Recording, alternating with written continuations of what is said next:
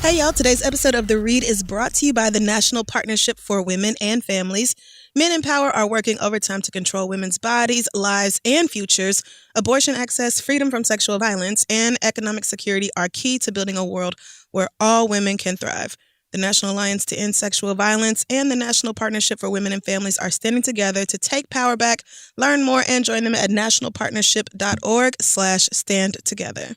This week's episode is also being brought to you by Philo. Philo has over 50 of your favorite channels like AMC, Viceland, VH1. There's even Nickelodeon and OWN. And you can enjoy live and on-demand TV, plus unlimited recording for only $20 a month with no contract needed. I mean, hello. Philo is available on Roku. It's on iOS, Fire TV, Android TV, and Apple TV. You can start a free trial instantly with no credit card needed just by going to philo.tv/read. That's right. To start a free trial, go to philo.tv/read and go get your watch on. Now let's start the show.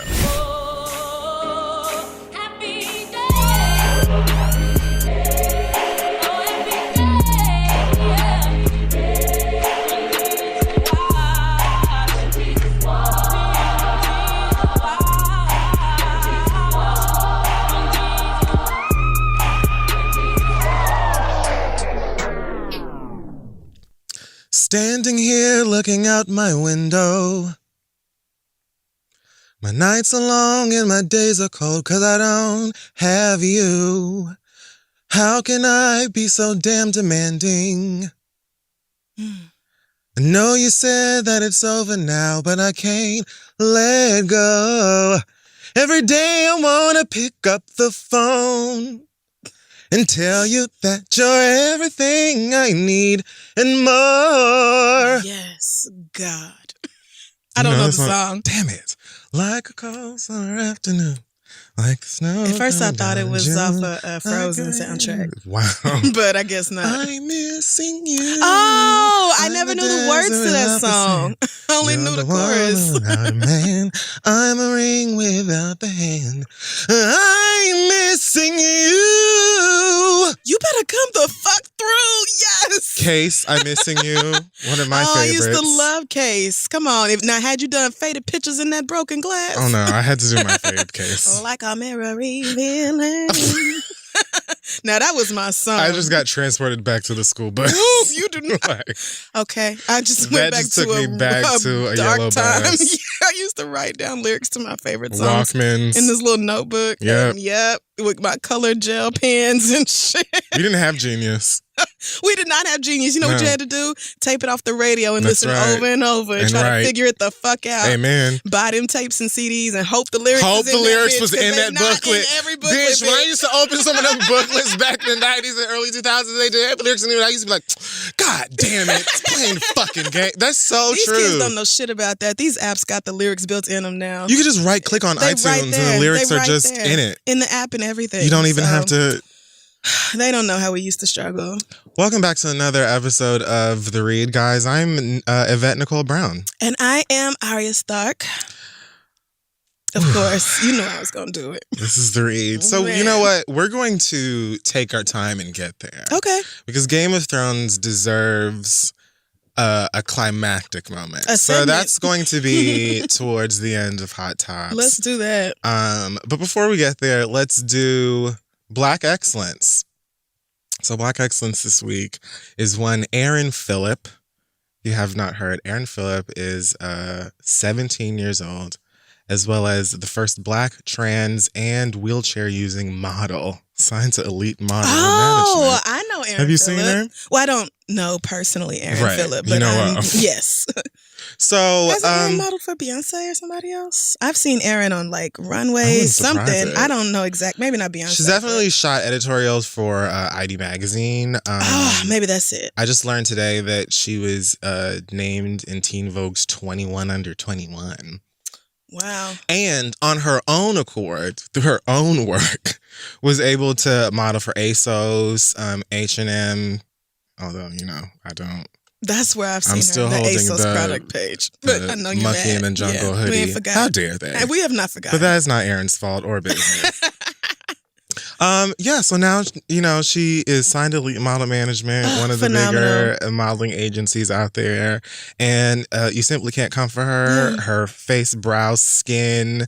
The doll's been here. You know what I'm saying? And only 19 years old, I think, right? 19 17.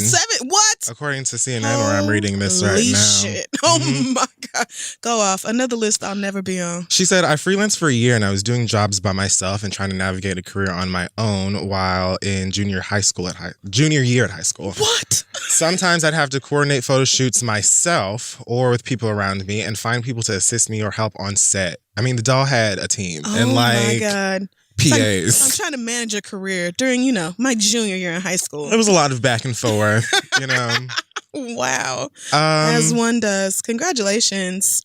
There's still a great lack of visibility and attention towards people with disabilities in fashion, she says. Facts. As of right now, I'm one of 2 physically disabled models in the entire industry next to Jillian Marcato, who I also just learned of today. It shouldn't be the responsibility of anyone who is marginalized to amplify their voice when there are so many voices that can amplify it for them. She adds, but it's just the way of getting to where you need to be, so I'll do it. And hopefully I'll do it so that other girls in my position don't have to. They can just live and do their jobs. And amen, I say. So that's beautiful. Shout out to Aaron Phillip, and I mean, simply look at the photos. You just can't come. I mean, you really can't. Girl, please, girl. Okay, go off. Yes. And also, just a quick rest in peace to John Singleton. Oh man, that took me just totally aback. Only 51 years old, man. 51. And so many of John Singleton movies I was never allowed to watch, but, snuck and watched. Same. On the bus and stuff. Yeah. On long band trips and stuff I like that. I definitely was sneaking into my daddy's, mostly cassettes, but, sort of towards teenage. Yeah. We got into DVDs and things. And he had a place in a room and he kept all of his movies and stuff. And I always got home first. So most of John Singleton's films were me at home alone, sneaking into my parents' room and pulling out all of the Boys in the Hood and everything because I had no business. Right. And watching them there. And of course, Baby Boy, a classic. An iconic film. An iconic piece of cinema. So many of our faves have worked with John Singleton. Yep. For so long. For him to be the first Black director nominated for Best Director and all that. He was such a trailblazer, and it just he's like a genre. Heart. Right. It's like a John Singleton movie. Yeah. You know it when you see it. So it just sucks. We have really lost a pioneer and someone who will be remembered as legendary. What I'm taking out of situations like this, and even Nipsey Hussle passing and things like that, in my elder becoming grandmother Willow stage of life. My knees are starting to crack, so that is that you when you leave a mark, you never really go anywhere. Because there are so many people that are inspired by folk like John Singleton that will kind of follow in his footsteps in a way, and will obviously cite him as a person of inspiration and things like that. So definitely, when the up and coming girls are out here making blockbuster smashes and things like that, and they it's coming, but it was just sad. Damn, man, a stroke. I think from hypertension, which is just. You see how this country stresses out Black people so fucking bad that we end up having strokes and shit in our early fucking 50s. Meanwhile, at 50, white people be like, well, I'm just beginning. Hot yoga, fresh anyone? as a teenager, they got all kind of shit to look forward to. But yeah, it's just a sad situation. Rest in peace, Mr. Singleton. Okay, so this week in our segment Hot Tops, actually, it's called Bottoms of the Caribbean. Dead Top's Chest. Bottoms of the Caribbean is a reality show that I need very badly. And I want it now. You need to be executive producing it. I don't even understand. You absolutely should. I have to work in the shadows a bit, but we'll get the shot. All of y'all do. So let's do a quick Real Housewives roundup. An RHOA. A Roha roundup. Okay. The Ra roundup. That's beautiful. So Eva Marcille Pigford is pregnant again. Oh, okay. her and her husband, Michael Sterling. Did he ever enter politics? I think he ran and lost. Okay. Yeah. So her and Michael Sterling are expecting another baby. She's pregnant again. They just had a boy. I was gonna say, didn't Eva like literally maybe a couple months ago at the most give birth? I think that their son like just turned 1. Oh, like okay. maybe last month or this month. Okay, damn. Shout out to y'all who be having these babies back to back. I guess, you know, I would want my coochie to have a break for a solid 2-3 years. Like, wow. Woo, yeah, it's not, you know, it's not for me, but I understand, I guess, wanting your kids to grow up together or being like, look, we need to do it now before we too old to run around behind these niggas. I mean, I guess. But yeah, so, okay. Eva's 34.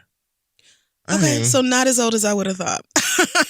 So not, you know what? Whatever them two people want to do with their bodies and all that, y'all go for it. I'm not saying there's anything wrong with it. I'm just saying, like, my girl, uterus would still be after sleepy. after putting up with, you know, like enduring the gestation of this child for most of a year, I would be very much like, your sperm need to stay the fuck away from me. Let me tell you what's not finna come up in here because no more. cocktails, marijuana, roller coasters, whatever else. Leave me alone. A bitch is trying to skydive. I'm trying to play football. I do not have time. Right. For your fucking fetus. But some of the other girls are like, I've always wanted 6 kids, and you know what? I have no time to waste. So let's get it done. Let's do this. Let's do this. Let's do this. It's not for me. And she has another girl. Right. I do remember that. How old is her little girl? Probably like 6 Marley's now. probably like 5 or 6. Yeah. Okay. Well, good for her. So this will be our third. Well, congratulations to you, girl. You're still gorgeous. Portia's the one that just had a baby. Yeah, Portia's baby is like brand like 8 spank, weeks. can like still taste the uterus. Like, oh no. her baby is like brand new. You come around that nigga like, whew, I smell placenta. Yeah. God damn. I'm used to this. Somebody in here smell fresh. This is what they call fresh air? Woo! I don't. Get that nigga out of here. On the other side of things, Cynthia Bailey is hinting that she might be getting married to her boyfriend of 2 years, Mike Hill. He's a sports person, a sports the nigga that Eva person. was talking about on the show? Is that the same one? Oh, did she? When it was like a whole, spurts. he used to talk to my friend. I think that was the last episode that I was watched. that was the last season. Oh, okay. That was a nigga with glasses that kind of looked like he might be a serial killer on the DL or something. Okay, right. Like, or both. You know, one of it's the Atlanta, two. So whoever, you know. either one. He was the one who's like, oh, he's super fine. But then you find out he's a real Tyler Perry character. Of course. Like a character, but in like in real life. Right. And Eva came with the tea, and Cynthia was like, bitch, I don't know you, bitch. Yes. Okay, so I thought this was the like, same nigga. Right. Okay. Yeah. Right. No, this is somebody else. Okay, well, good. She's been left that nigga. She's been dating this guy, Mike Hill, who's a sportscaster for about 2 years. So she was at a wedding boutique or a gown place formerly. I love you. I don't know. Called Formerly Yours, which sounds like a prom dress shop. Right, but the name, like Formerly Yours, to me, when I think of that, I think like, oh, I used to. Oh, like previously. I'm thinking like formerly yours. Right, you're thinking formerly. But like, whatever. Yeah, no, it sounds like a quinceañera shop to me. It sounds like it's for teenage girls in their early 20s, but maybe not. It could be high-end bridal for all I know. Maybe, what's Cynthia's daughter's name? Noelle. Maybe Noelle was like, this is where all of my friends from high school I doubt Mom, it. it's like the best job. Ain't Noelle living her best life in D.C.? I hope so. Shout out to her. I love me some Noelle. Yes. How's your mama Cynthia Bailey and your daddy is Leon? What an icon. Okay. Like, girl, your daddy fine. Like, as is your mother. She probably so sick of people telling her how fine her parents are. Yeah, like, okay, I get it. And you know they're all wild older than her. Well, not wild older, but you know parent age. Right, yeah. So yeah, she was at this this dress place, and the store itself posted a photo of Cynthia in there with a caption that says, "When your week starts off with the best." They at her and said, "We love you." And then Cynthia posted on her Insta story pictures of the dresses in the store with a caption over it that says, "So many dresses, so little time." And she tags Mike Hill and Formerly Yours. Oh, okay. In the thing. So it looks like she's teasing that there might be some wedding plans in the air. And you know what, Cynthia? This nigga kind of look like Droopy, but at the same time, I'm happy for you that you are happy. Not unattractive. Just, like... Just droopy-ish? Just adorable in like a droopy way. Okay, well, I'll look him up. Yeah, not cute. Ooh, You did that live right into the microphone. I did. People are going to hear that was your reaction. Wow. So you know what? Google images isn't always nice to people. That's and true. You don't, that's true. And I go don't. To his Instagram. This ain't my pussy. I don't truly care. But I don't trust nothing that these reality TV girls say in between seasons because it always feels like a setup for their next storyline. So isn't that unfortunate? Right. It's like I literally can't trust nothing none of y'all say. Sometimes you might just be living your life and niggas gonna be thinking, oh yeah, girl, whatever, bitch. Put it to a song, you liar. I know Bravo Andy when I hear it. I'm just like 2 years, Cynthia. Like, I don't know. I'm still under the understanding or whatever. I've always felt like 2 years and less to be like, I'm getting married. I've always been like, what? Why? Right. Like I don't. Cynthia like 52 though? Fair. So she's probably and I definitely considered that. And also, I guess for some people, when you just know. I don't think that like I'm right. I'm just saying I'm judging by my thinking. Like I will always be like, maybe year 3 we can start discussing. Oh, I guess you ain't going nowhere. So. What's next? Because you're not living in my house, so what we finna do? Right. I was going to say, maybe year 4-ish we talk about, maybe we try the living together thing. Yeah. 5, we're like, what do you think about marriage? Right. 6, maybe we're engaged. Because I keep thinking, if I was Cynthia's age with a grown daughter, I would not be trying to get married. I would be trying to fucking kick it. Why legally attach myself to some nigga at this point when, it's not like, I feel like most people get married so they have a solid foundation or household for raising kids or having a family. And at 50 something, I just don't see I don't see the need right now. So don't take my opinion. Fucking like, why not just pull a Oprah and Stedman?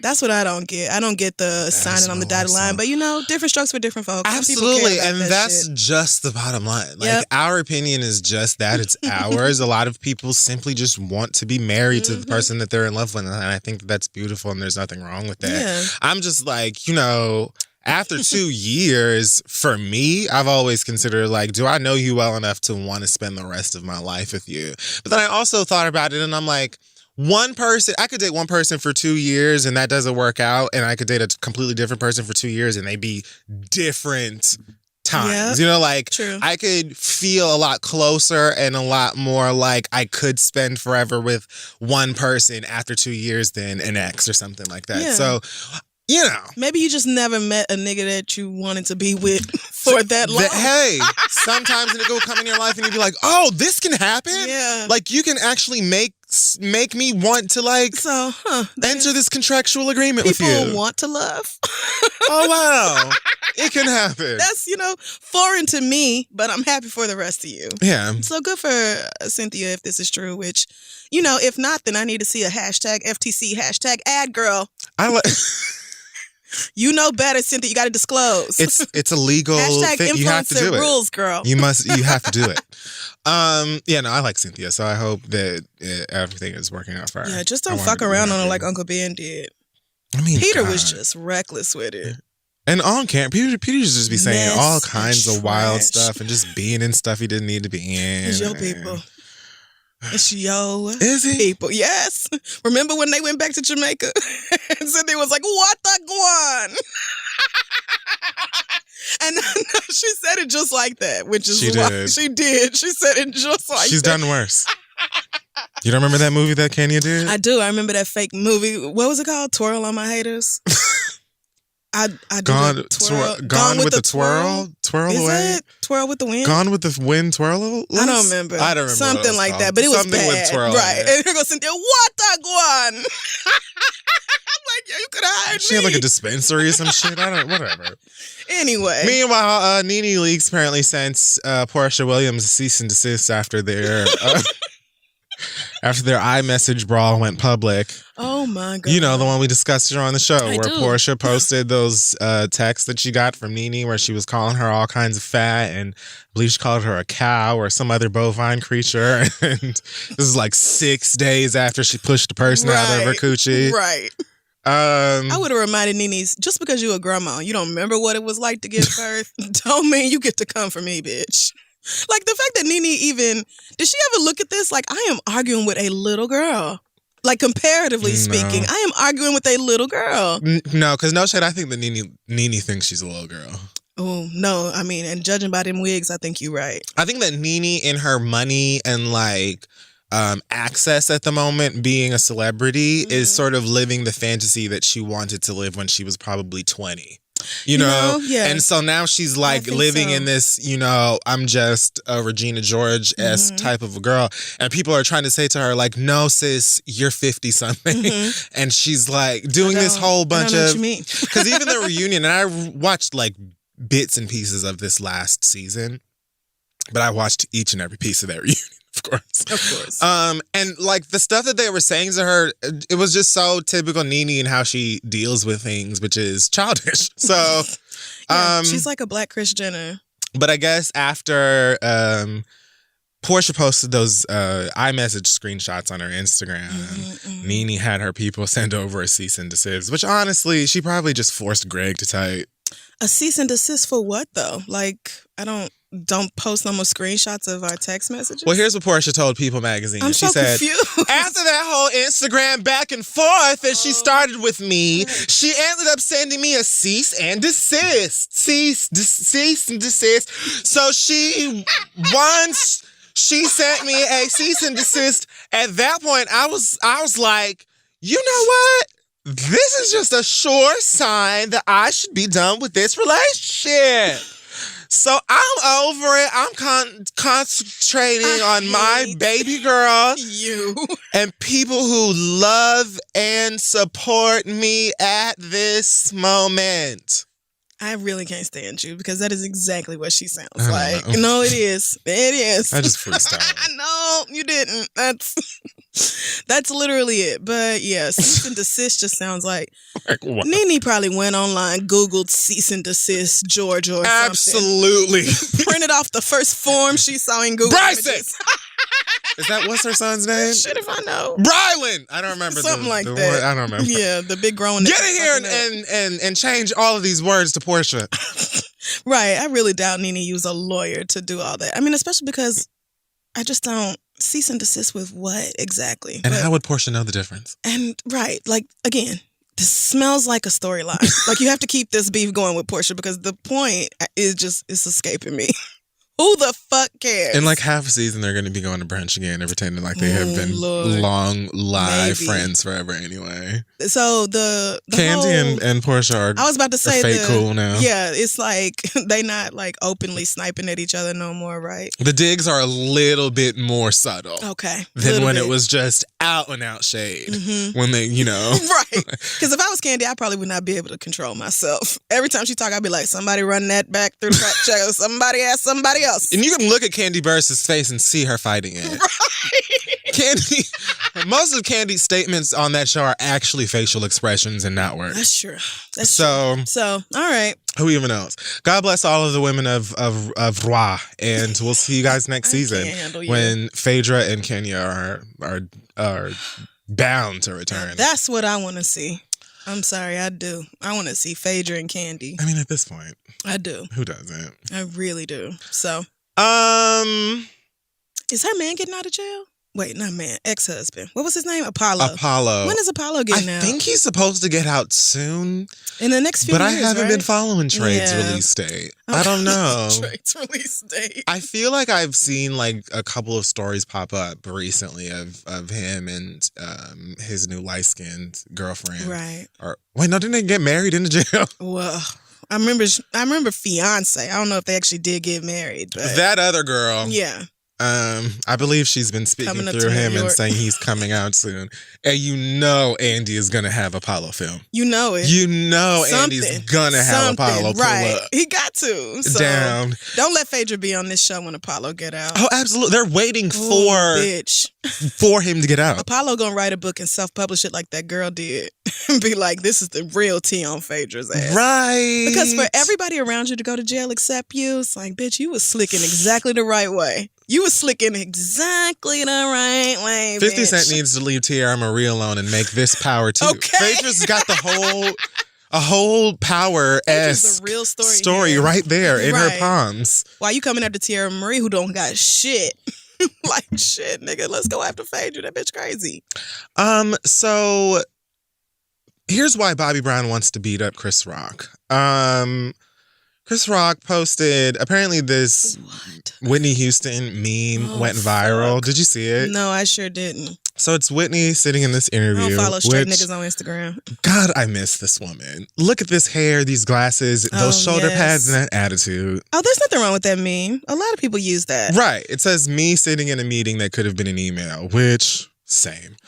Phone call that could have been an email. Text. All that shit. Like, you could have just sent Why are this you... and I could have looked at it later. But all right.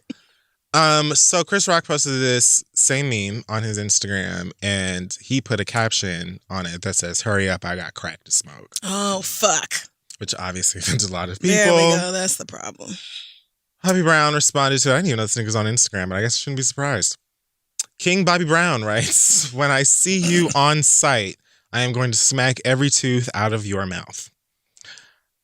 Okay. Irony. I thought she was a friend to my family, but when I see you, I'ma bust your ass. During this time of women empowerment, you chose to use your time to try and humiliate our queen. I thought she was a friend of the family. Oh, I see he corrected what he said before. Without deleting it? That's cool. Yeah. That's fine.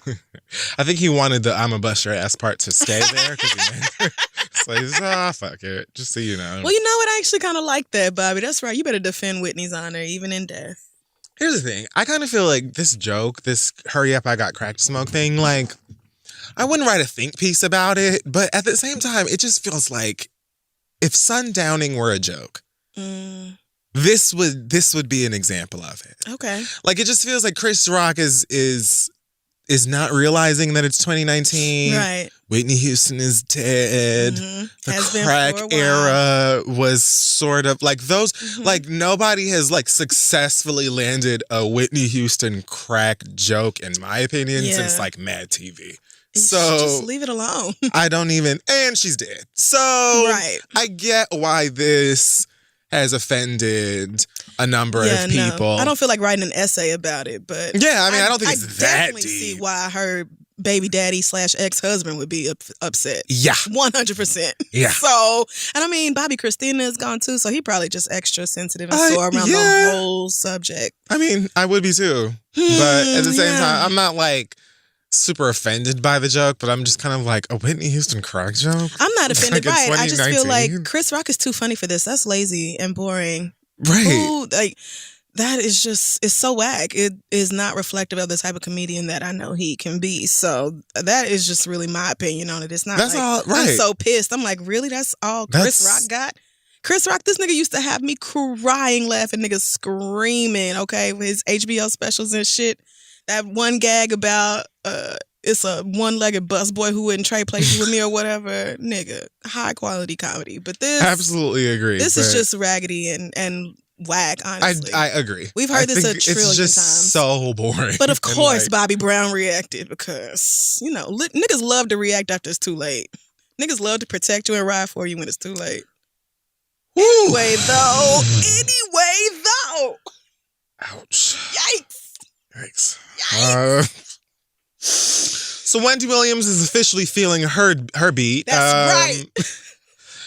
Rumor has it that her soon-to-be ex, Kevin Hunter, called the Popo when Wendy showed up with some moving people to come and get her shit out of their Livingston, New Jersey home. Yes, it seems that she pulled up to the location, and Kevin promptly called the authorities, demanding for items to be left alone. Apparently, why? What did you pay for, nigga? I would love what to know. What did you buy in this whole? Girl, no, Like, I'm mad already. If I want to dig this house up from under the soil the fucking foundation and lift it up and take it with me, I'll do that, bitch. That is what I will do. Because you know who owns every square inch of this here property? It's me. You know what money purchased all of this? Wendy Williams' money. That's right. Nobody gives a fuck about you. Don't know what you bought, and your entire salary came from me, so I purchased it all. But when you marry somebody and you don't have a prenup, this is the type of shit Unfortunately, you gotta worry about. That 50 equal share bullshit, whatever the fuck. I guess it depends on where they were married or where they I saw a nigga split down the middle arguing about Jesse Williams and his ex earlier today. And I read about that story and I'm just like, girl, all I could tell you is I have no opinion about this. This is none of my business. And divorce sounds like it blows. Like, right. That's the only opinion. Know what? Like, especially no prenup divorce. Yes. And I get it. You know, I feel like Jesse Williams married that girl back before he was really popping as an actor and all that. So it's like, you know, I guess when the both of y'all are broke, it ain't no reason to get a prenup. There's just when you get to this point, though, there are so many, like... I bet he won't do that again. Complications. I mean, I bet he won't. I bet he won't do that again. Life lessons. But there are so many, like... when you get to this point, it becomes so many different things. It becomes split down the middle. It's like all of the things that this person sacrificed, but then it becomes like, is that amount enough? Or is that reasonable? And blah, blah, blah. And so I don't really feel like there's a fair assessment besides like, this ain't none of my business. But with Wendy and this nigga particularly. Right.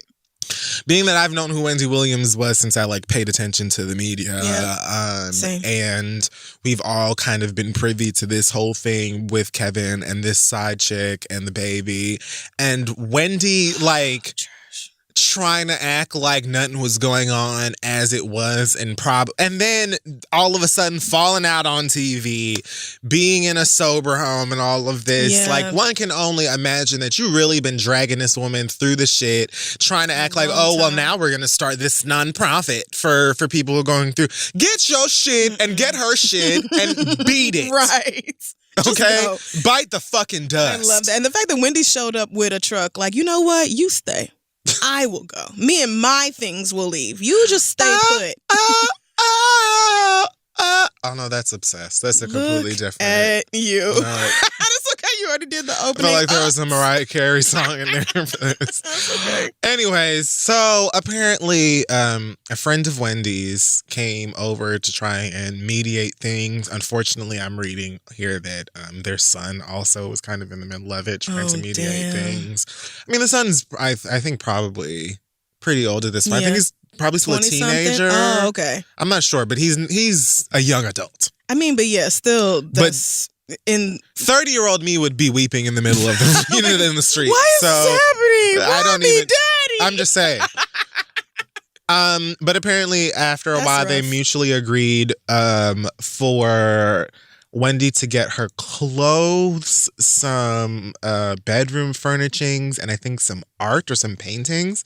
And then they agreed that the remaining furniture would be inventoried and valued later. Which is like, gross. It should just be like, I don't. Nope. See, you see how I just asked 20 minutes ago why you would get married? Like, this is just coming right back to that as far as I'm concerned. But you know what, Wendy, get this nigga gone. Yeah, get him out your life. That's what you know matters. what I mean? And stack the rest of these chips with you and your kid, and that's it. And flex on it. Yeah, and get ready for your alimony payment. Because don't nobody give a fuck about Kevin. That's true. How dare this nigga? That's true. Just like we didn't give a fuck about that nigga who cheated on Mary J. Blige, we do not give a fuck about whoever is married to Wendy Williams. Sir Blige. Period. Whoever. It don't matter, sir. Mr. Blige. That's right. We don't care about you either. We don't give a damn. I mean, anyways, even though she did just piss me off the other day because she's still Wendy.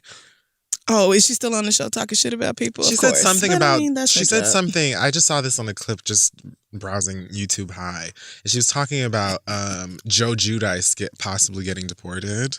Like, I guess he's dealing with ICE. Oh, he's Italian? Yeah. Like Italian. Yeah, like Italian. Right. Italian. Like straight over from the boat. And I guess he's dealing with ICE and they're possibly deporting him or whatever. And Wendy basically was like, I hope he gets deported. And Teresa, we see Teresa date. And I haven't watched The Real Housewives of New Jersey in a while. Yeah, no. But I haven't heard anything about Teresa leaving her husband or wanting to leave her husband. Y'all fill me in. Right. But I just felt it was kind of like... Didn't they tag team their prison sentences? Like he went in first? Like one... I think she went in first and then him. But because... They definitely did them separately. They went one after the other because of the kids. Right. Okay. So I was just kind of like, that's kind of fucked up to be like, I hope that this nigga gets deported and it leaves his kids behind. Right. I wouldn't say I hope he gets deported, especially, for something as stupid as I want to watch this woman date on reality TV. That is dumb. But I don't have no problem with white immigrants getting the fuck out of here after they commit crimes, because good and damn well if he was Haitian or Dominican or anything niggerish, they would have booted his ass out. He wouldn't even have served a sentence. Right. It would have been like, you know what? Just go home. We're not even going to imprison you. Just go home. We're going to beat you. And then we're going to send you home. If the how you say name? Jayadus? Judice. If the Judice family have to move to Italy, then oh well. Y'all just have to move to Italy. And Italy looks beautiful. I've never been. I've always wanted to visit. It looks nice as hell. Y'all got like good olives over. I heard the pasta is good as well. It's beautiful. Wine. That too. Fashion. Y'all eat, any place where people openly eat carbs is for me. So. Look. And where they do it is Europe. They're not shy about it. They're not shy about it. The French have bread at every meal. Give it. Big ass baguettes for the whole family. It's not looking great for Remy Ma. Oh my God, nigga. I could not believe this. We spoke. Have you read the latest? No, I saw the headline and said, bitch, I'm done. So last week we briefly spoke about this child, Brittany Taylor from Love and Hip Hop New York, who looks all of 12, and how she alleges that she was punched in the face by Remy Ma, who is 38, I think at Irving Plaza. Over everything bad happens at Irving Plaza. What the fuck, girl? They gonna stop letting niggas in. Absolutely. I'm surprised they're still doing it. So they said Brittany says that she was trying to help Remy's daughter, not the new one, but her stepdaughter. Right. Clearly not the baby. Trying to help Remy's daughter after she was attacked or being abused by some nigga in Miami. And she claims that Remy told her that's not what she heard before punching her in the eye. She has the swollen black eye to prove it, and has since been, I guess, planning to sue her. So earlier today, it was reported that Remy turned herself in to authorities and posted a $1,500 bail. Damn, so this girl's pressing charges. Oh, yeah, girl. Welp. So it's not looking great. Ain't she still on probation? Absolutely. I think her probation or her parole was up in August. Oh, fuck. So she was like right at all you had to do was just kick it. Reminisce. All you had to do was just kick it. Sis. So, here's why I really feel like her lawyer, Dawn Florio, said Remy was home with her husband, nursing her 4-month-old child. And I'm reading this from page 6. And it also says that the lawyer said it happened in a dressing room where the defendant had no reason to be there. The complainant is a liar. My client did not touch her. But wait, it happened in a dressing. Well, what happened? So then who hit whomst? Because you acknowledging something happened, but you're saying Remy didn't do it. If you're going for the story that Remy didn't punch this girl in the face at all, God bless everybody. Because who did it then? Because she clearly saw, unless this girl is like, that way and harmed herself. Why would she do that and blame Remy Ma? Something happened to this girl's eye. There's the shiner. So I don't know. I mean, did she get a DNA tested? Do you have like flakes of Remy's skin in I mean, it or I don't something? know what you could do in that regard. Yeah, me either. But I mean, when you talk about how not too long ago you shot a chick over some money. Right. The thing is, it's very believable that you punched this girl in the eye. Extremely believable. So, but also if it just comes down to her word versus her word and there's no actual evidence, then I don't know how far this will go either. I mean, I don't. I really don't know, which is why I guess that's why they're trying to go with the, oh, well, it never happened thing. I mean... Or I didn't punch her. I don't know what. The bitch was punched, but it wasn't none of my business. I don't know, girl. I don't know. I really want to know what the story is. If it happened in a dressing room, then there have to be witnesses, right? Was it just the two of them back there? No, I'm sure there are witnesses, but if it happened in Remy's dressing room, then nobody in there is going to tell on her. That's true. So I have a feeling this is going to be settled out of court. Just a check will be written, and that'll be that. But I don't know if this Brittany Taylor girl's desire to get some sort of a financial come up from this, or to sue her, or even get medical expenses taken care of, I don't know if that's going to be it. Like I don't. If once Remy has to go back to court on May 24th. About this, right? Yes. Not in like violation of her parole sort of thing. No, I think it's for that. Oh fuck. God damn. But so wait. Can she like be can her parole be revoked over a rumor, over an allegation? Girl. That don't sound right either. It says here, since the April cat fight, Ma has had to check in with her parole officer every week, like Dorothy, instead of every month. Wear an ankle bracelet and keep to an 8 p.m. curfew. So they've already been like clinking on that ass just over the discussion of it. Well, and maybe the fact that she has been complying with that, like she has kind of voluntarily decided to start segregating herself more from the population, maybe that will be good enough. I just don't see her parole being revoked and her going back to prison if the charges end up dropped. If it does come out like, okay, I did punch this bitch in the face and I'm just ever so sorry. Mm-mm. I hope that she doesn't end up having to go back to prison for this. You know what I'm saying? Especially because I've seen a lot of people saying, well, bitch, you should have known better, and et cetera, et cetera. And I understand that. But at the same time, if I'm looking again back at just what this child, Brittany Taylor, is saying, right? And that's obviously her side of the story. Mm-hmm. Their kid is involved. Remy's daughter is involved in this, right? Yep. And y'all niggas be like, I'll go back to jail. I don't give a fuck. I don't give a fuck over far less with the same circumstances. So I just, what I'm saying is, no, she shouldn't have put hands on her or anybody else or whatever, especially like going through the situation that she did. Like she served time. She's already done this. So. But at the same time, she's human. And I think that I could just I don't have kids or know that I want them. Mm-hmm. And I still think that I can understand wanting to punch a bitch in the face if my kid was harmed and you had anything to do with that. I can absolutely understand wanting to do that. I just can't understand actually doing it when you've already been to prison and you have a newborn. Fair. That's where I'm having trouble. It just seems like I'm going to have to leave both of my daughters if I go back to jail behind this bitch. These bitches are not worth it. That's the thing. They all deserve to get their ass whooped. Yes.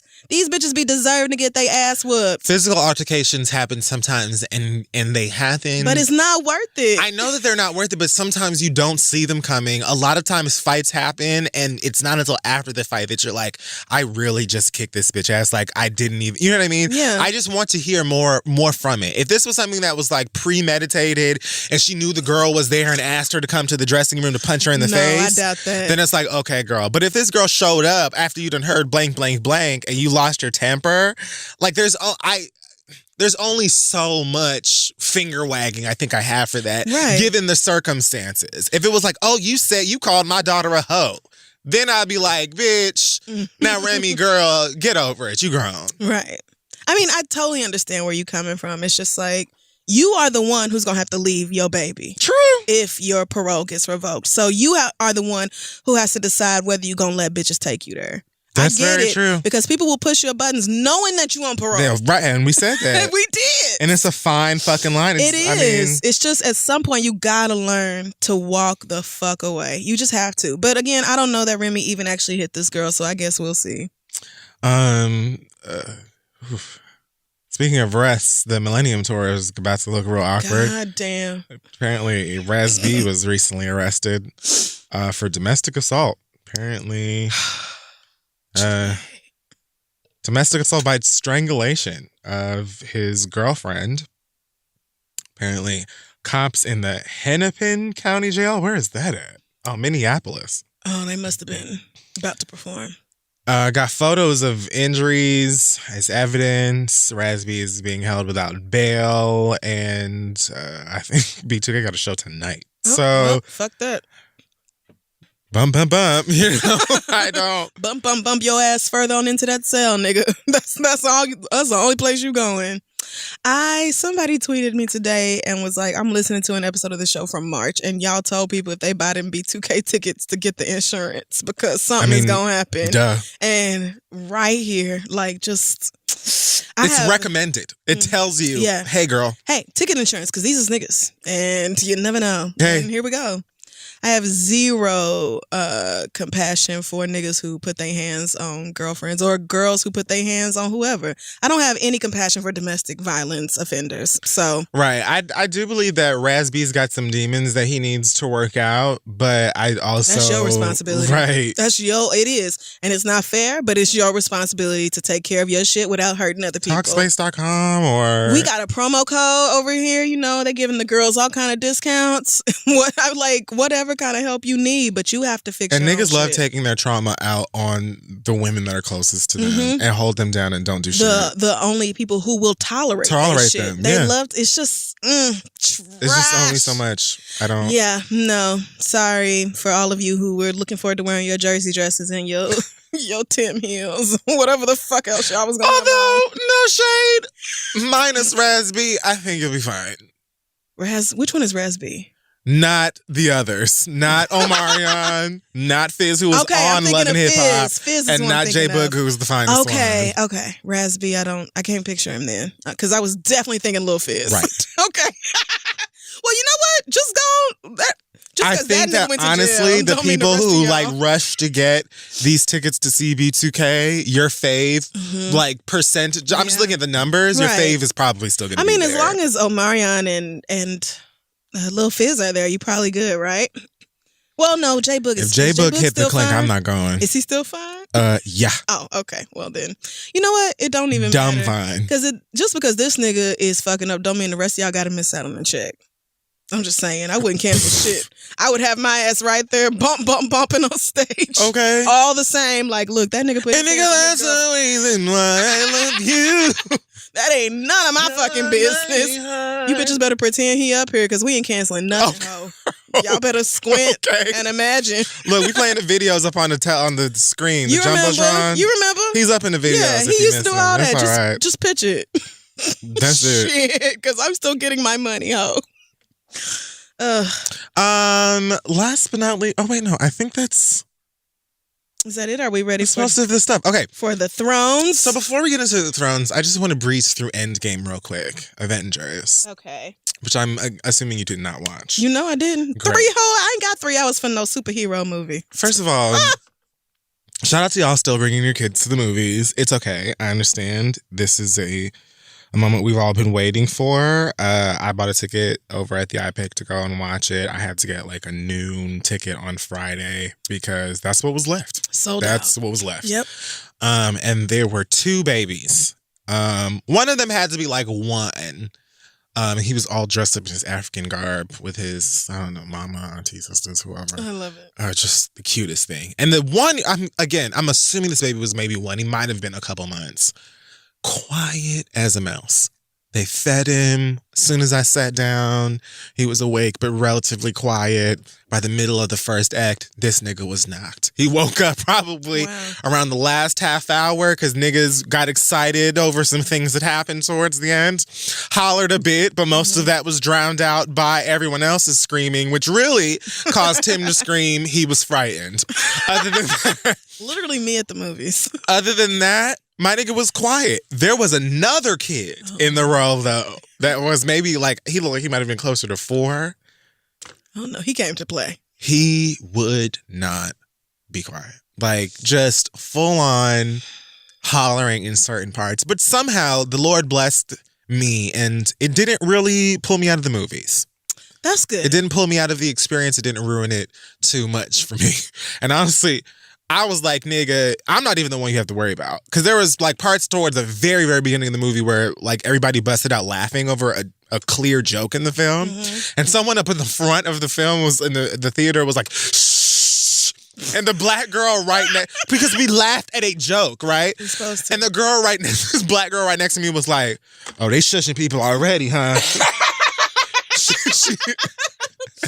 She and her nigga next to her were like, I don't give a fuck. If some shit is fine, I'ma laugh. I don't give a fuck. I sure as fuck am. And I was just like, girl, I just want to watch the movie. The 4-year-old came to turn the fuck up. Great movie. Beautiful tribute to an era. Spoilers, honestly, if you haven't seen it by now, I don't know what is taking you so long. Feel free to tell me what happened. Or how it hasn't been spoiled for you yet. But spoiler alert. So I don't know if I said it on the show, fully knew that Iron Man would be the one to die and Captain America would not.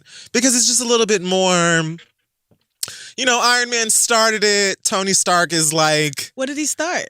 I mean, Iron Man was the first MCU movie. Like, Iron Man sort of was like the beginning of all of like this. The first comic book?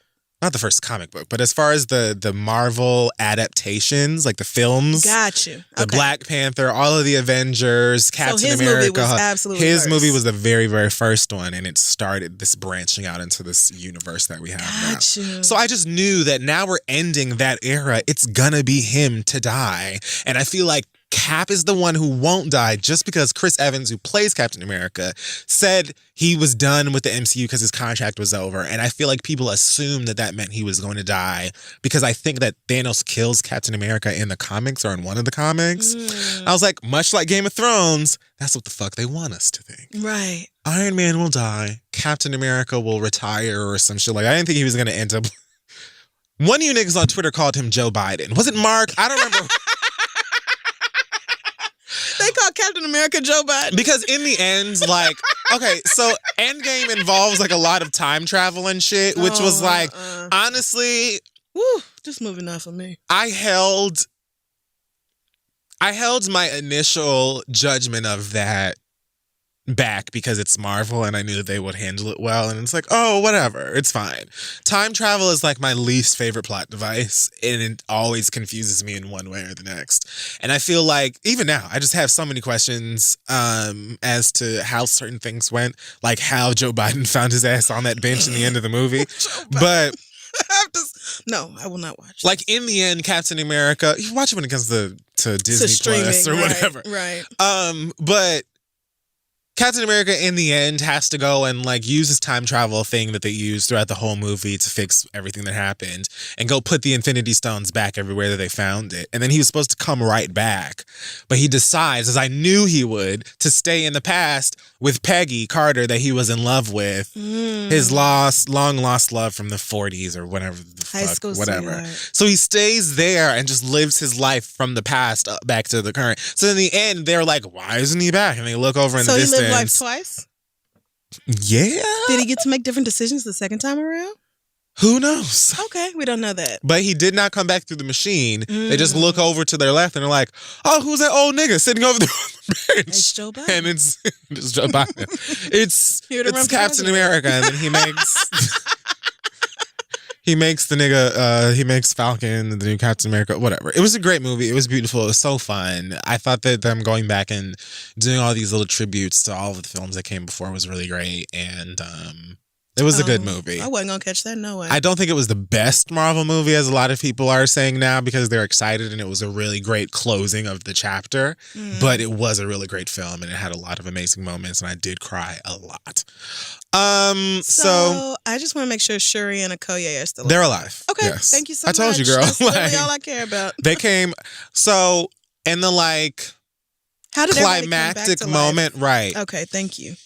So they go back through time basically to get all of the stones themselves, and then Iron Man like makes instead of giving them up so easily. Well, initially they went to find Thanos. They found Thanos on that planet that he was at, and he destroyed the stones himself. Oh. After using them again for I can't remember why. So then Thor cut his head off, and the nigga was dead. So And Thor then- killed Thanos. Yeah, Thor killed Thanos. But he went for the Wow. head officially the second time. Thor and Thanos. Cut his head off, the nigga was dead. And then they fast forward like 5 years with Earth like dealing with the fact that half of the population is gone. Mhm. And then Ant-Man comes back and is like, oh, I was like in this other dimension with microscopic things. And What can I think Ant-Man do? he can change size. He can shrink down to the size shrinks of an ant. down to the size of like an ant, or even smaller than that, or he can become really small. And in the end of Ant-Man and the Wasp, he got trapped in this like this what is it called? It's this alternate dimension where microscopic things live. Okay. So he got trapped there because the The people who were atmosphere? supposed to bring him out of there got dusted by Thanos. Oh. So that was like the cliffhanger of the last Ant-Man movie.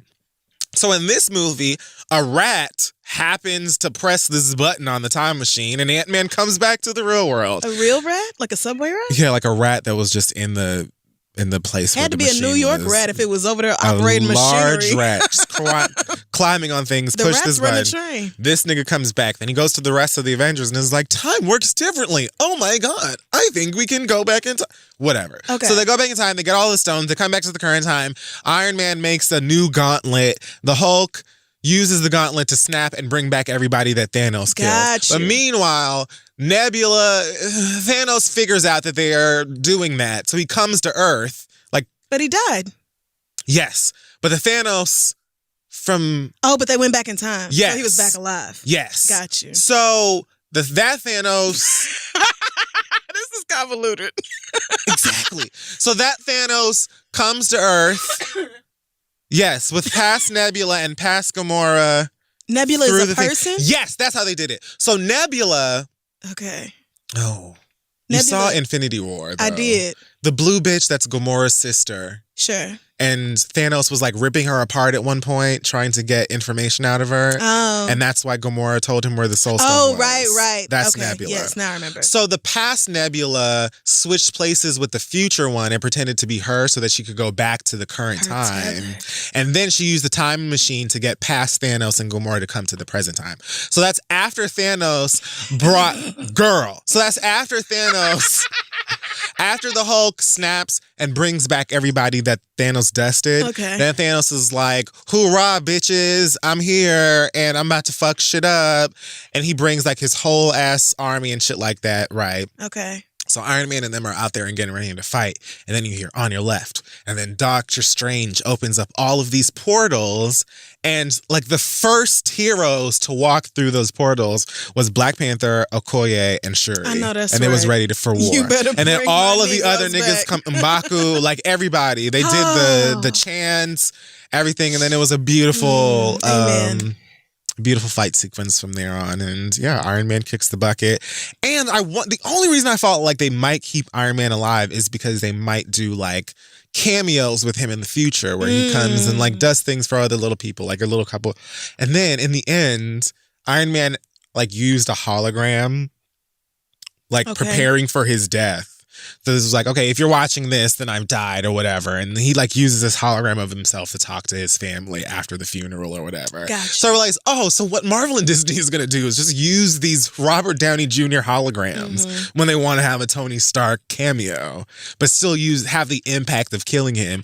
Give Robert Downey Jr. all of this money and send him on about his way with his finished contract. To stand there and deliver lines. Wow. What a life. It was a great movie. It was, but I think that after everything is cooled down, people are going to have a lot of questions. I ain't looking at no 3 hours of that.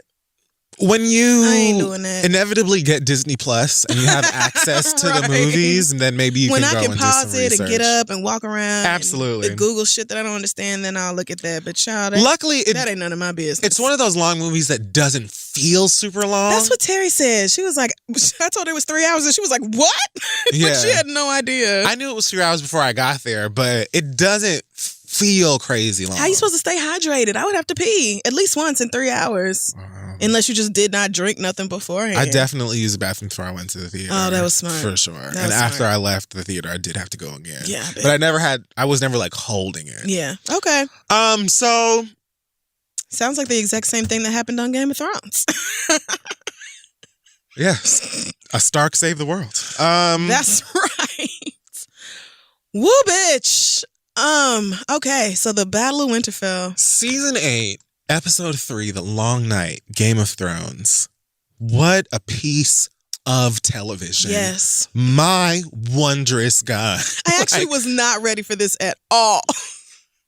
Not at all. That episode was quite lit. Now this is some fresh shit, some brand new shit that I can say is definitely the best that the franchise has offered us so far. I agree. White people didn't like this episode, but I really did. They didn't? Mm-mm. Why? People have been ranking it like as one of the lowest of the season. They felt like the Night King It's story. the third episode. Or not the season, the series. Oh, why? They're saying that the Night King story arc shouldn't have been wrapped up so quickly. Oh, girl, please. It don't make sense that Yes, Samwell it is still does. alive, which is true. It don't make sense Oh, that well, Samwell yeah, that is still kinda alive. That doesn't nigga make should have been sense. hiding somewhere. Yeah. But, small things like that. But I think basically they were mad that the Night King shit didn't get stretched out over the entire season. I think that makes perfect sense, and I we can do get too. to that to later. Yes. But let's just start with the majesty that was this piece of TV. Okay. First of all, I have never been so stressed out watching a show in my entire life. Like, I was trying to think. I've watched lots of suspenseful shows. We watched all of Scandal.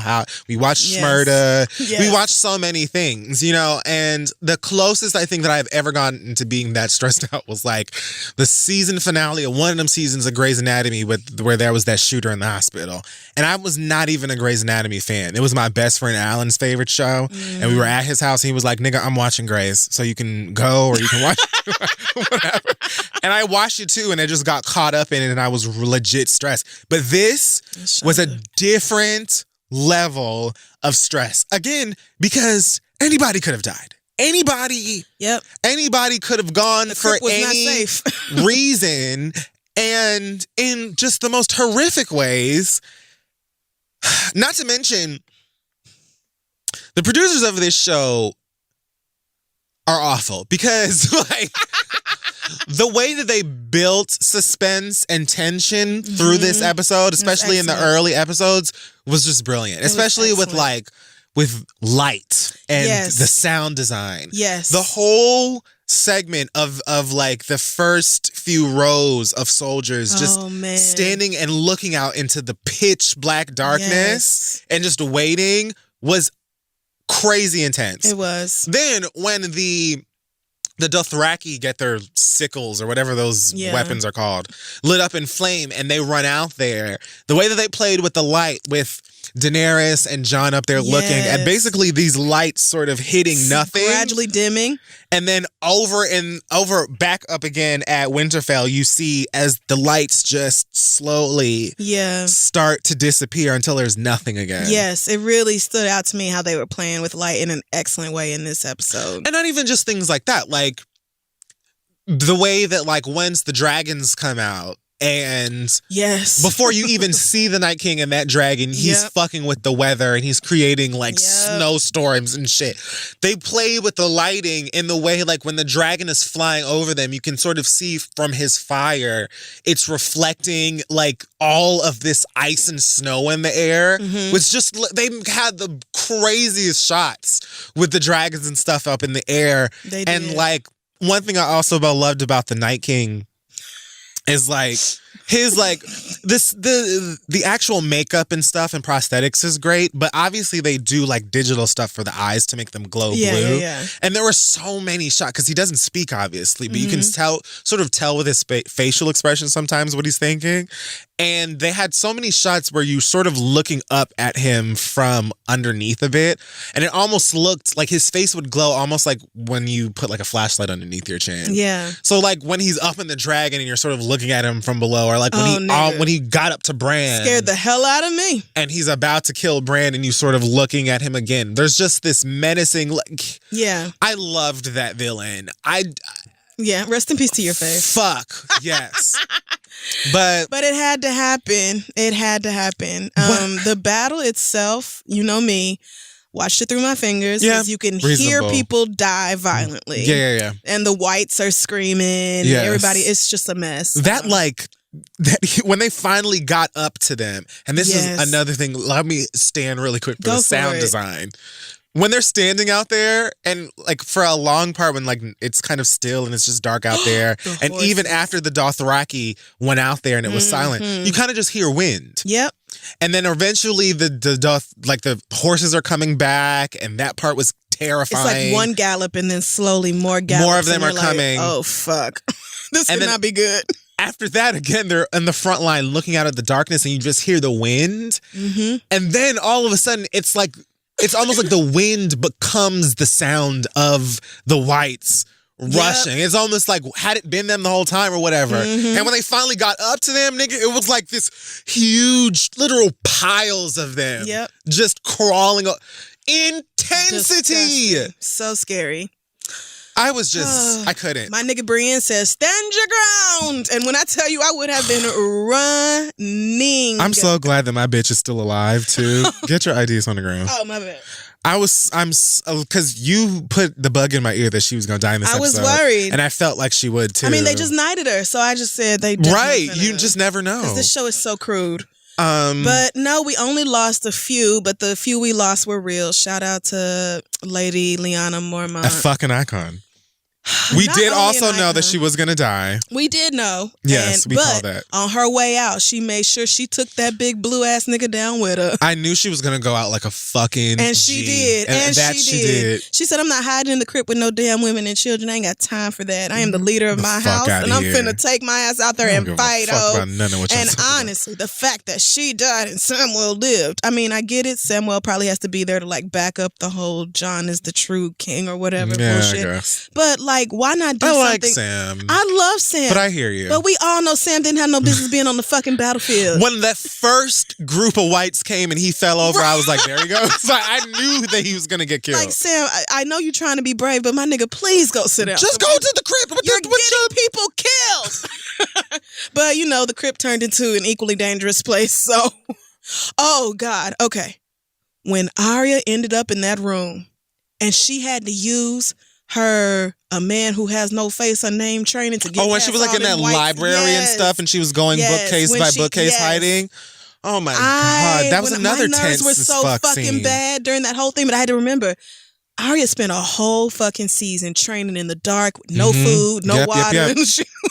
She was training to become a bitch with no face and all that. So I knew at one point too that there would be one that was right up on her, and as soon as she saw that bitch, she went.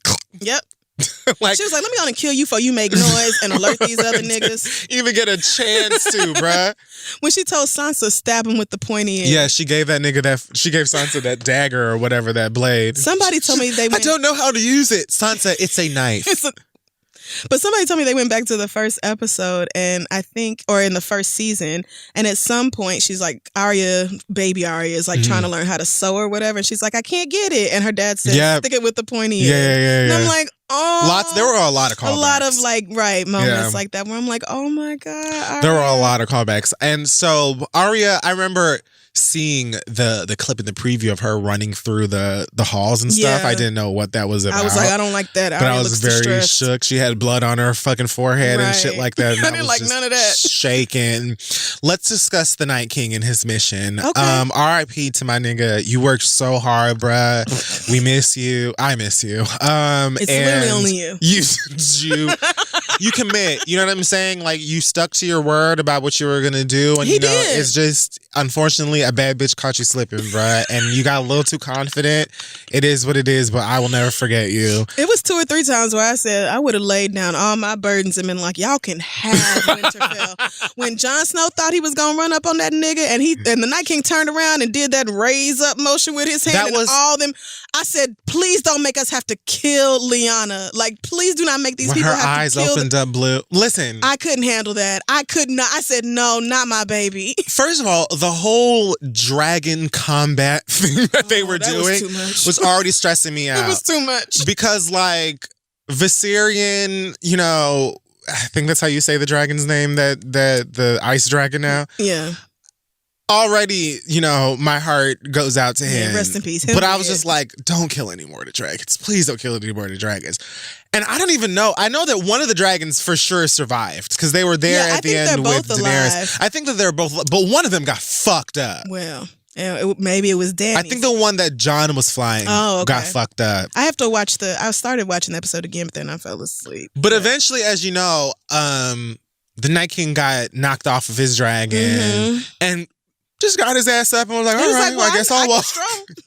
I mean, I'm still tuned in. How can you not love this nigga? Like, he was like, no big thing, whatever. Well, I am an admirer of the dedication. I really appreciate how he was like, I'm going to see this through. I don't give a fuck what y'all talking about. Period. And Bran just sat there like, I'm ready to die. I still don't understand why it had to be Bran specifically. Like, we'll get to that. What is all this? I don't... When that nigga raised his, after Jon ran up on him, and I really thought, okay, cool, we're going to get Night King Jon combat, like a sword-to-sword fight. That's going to be exciting. Night King was like, handle my lightweight. I don't have time for this. It ain't no such thing as my army being gone. So when that nigga did that shit, much like when after the trench got lit up, and he was up in the air and he got like a couple of the whites to like lay down on it. Like before he even did that, I was like, this nigga's gonna make them lay down on it and a couple of them die so the rest of them can get through.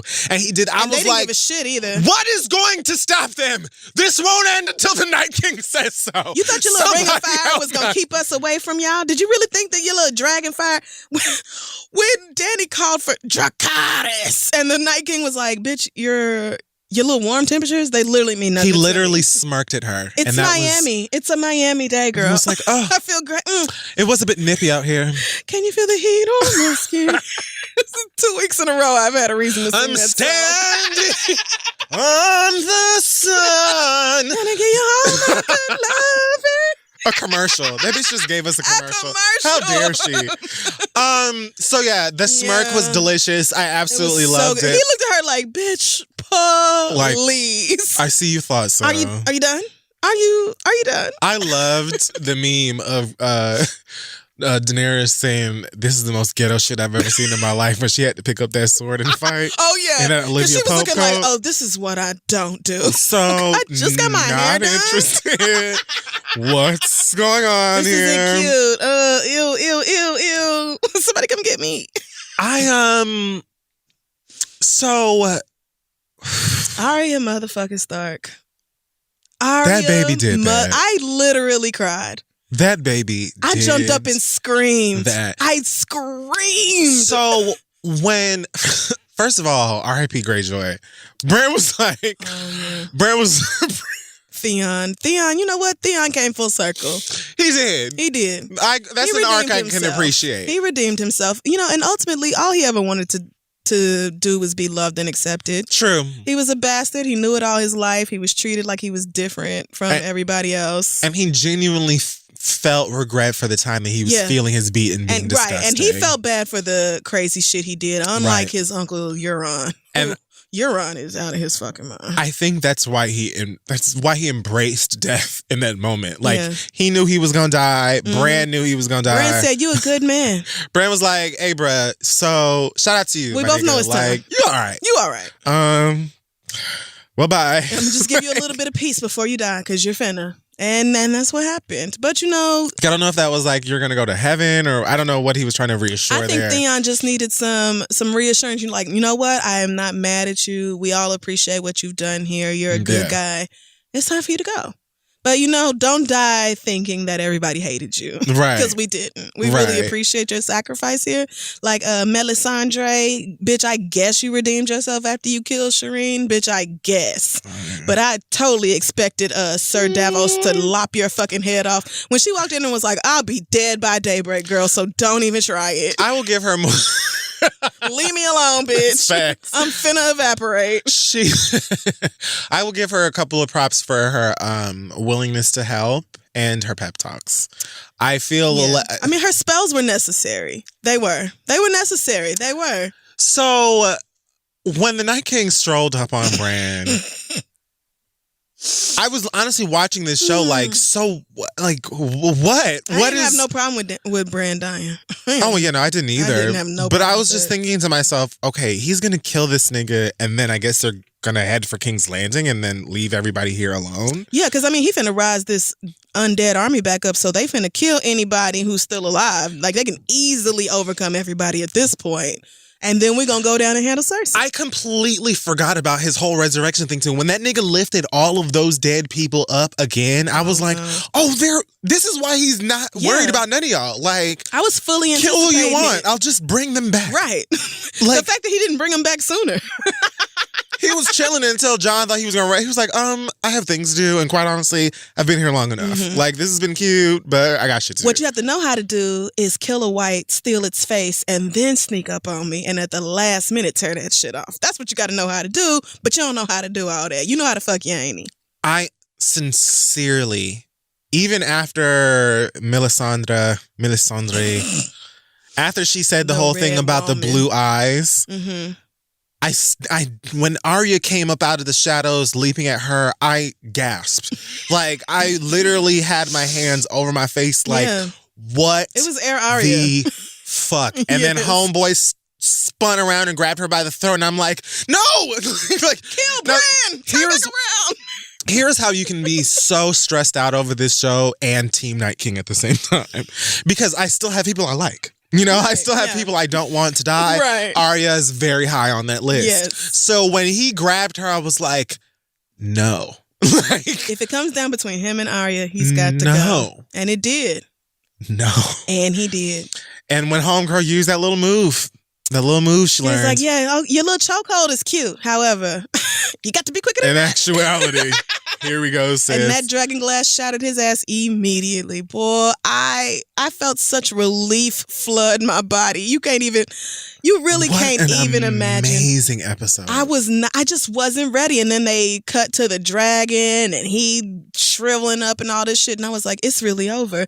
And that's when I said, the real threat is man fighting man. The real threat is not some weird mystic and that's why shit I don't in the mind background. it. That's why I don't mind it, because I almost felt like it would have done a disservice to a lot of the characters and their arcs outside of the White Walkers to make the whole show about the White Walkers. I think the White Walkers and the Night King had a very specific mission, and had he been successful in killing Bran, I definitely think he would have headed over to King's Landing. Because as far as I know, the Night King's whole goal was to create the endless night and be the king of it. Right. So I'm gonna kill the rest of y'all niggas too, but this bitch is standing in the way of me, like, keeping my goals intact. So the fact that he died there, I think that it actually leads the way for, like, an actual fight for the throne between the people that we've been focusing on, like Daenerys, like Cersei,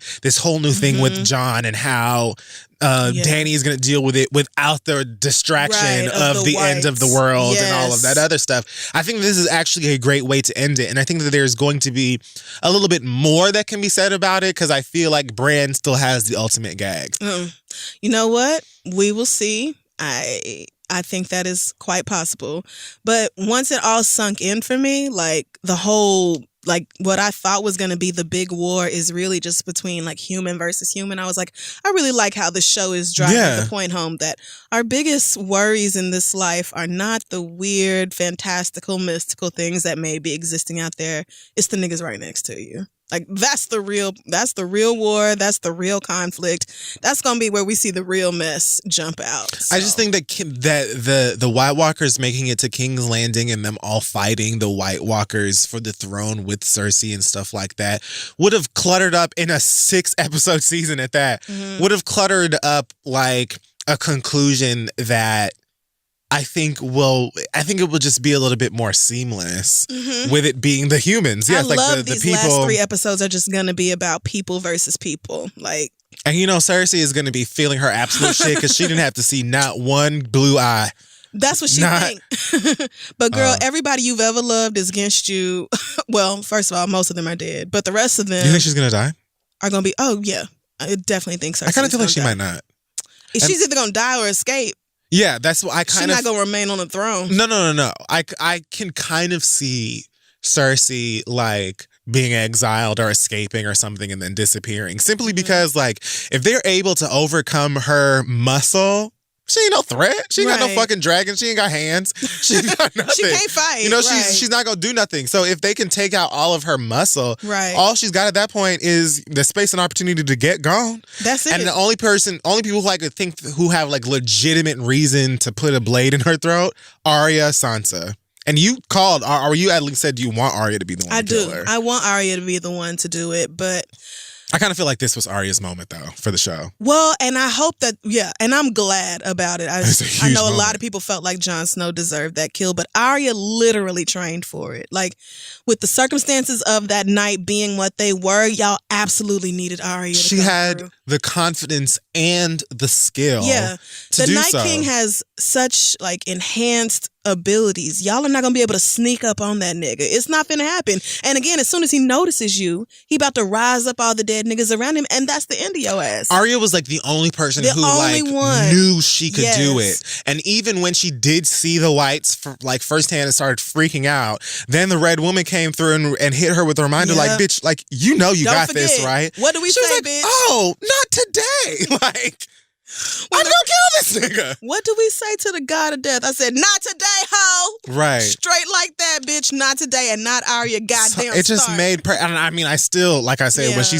jumped up out of the nothingness, I still gagged. But I think that it makes sense. But I would love for Arya to have just one more kill, and let it be Cersei.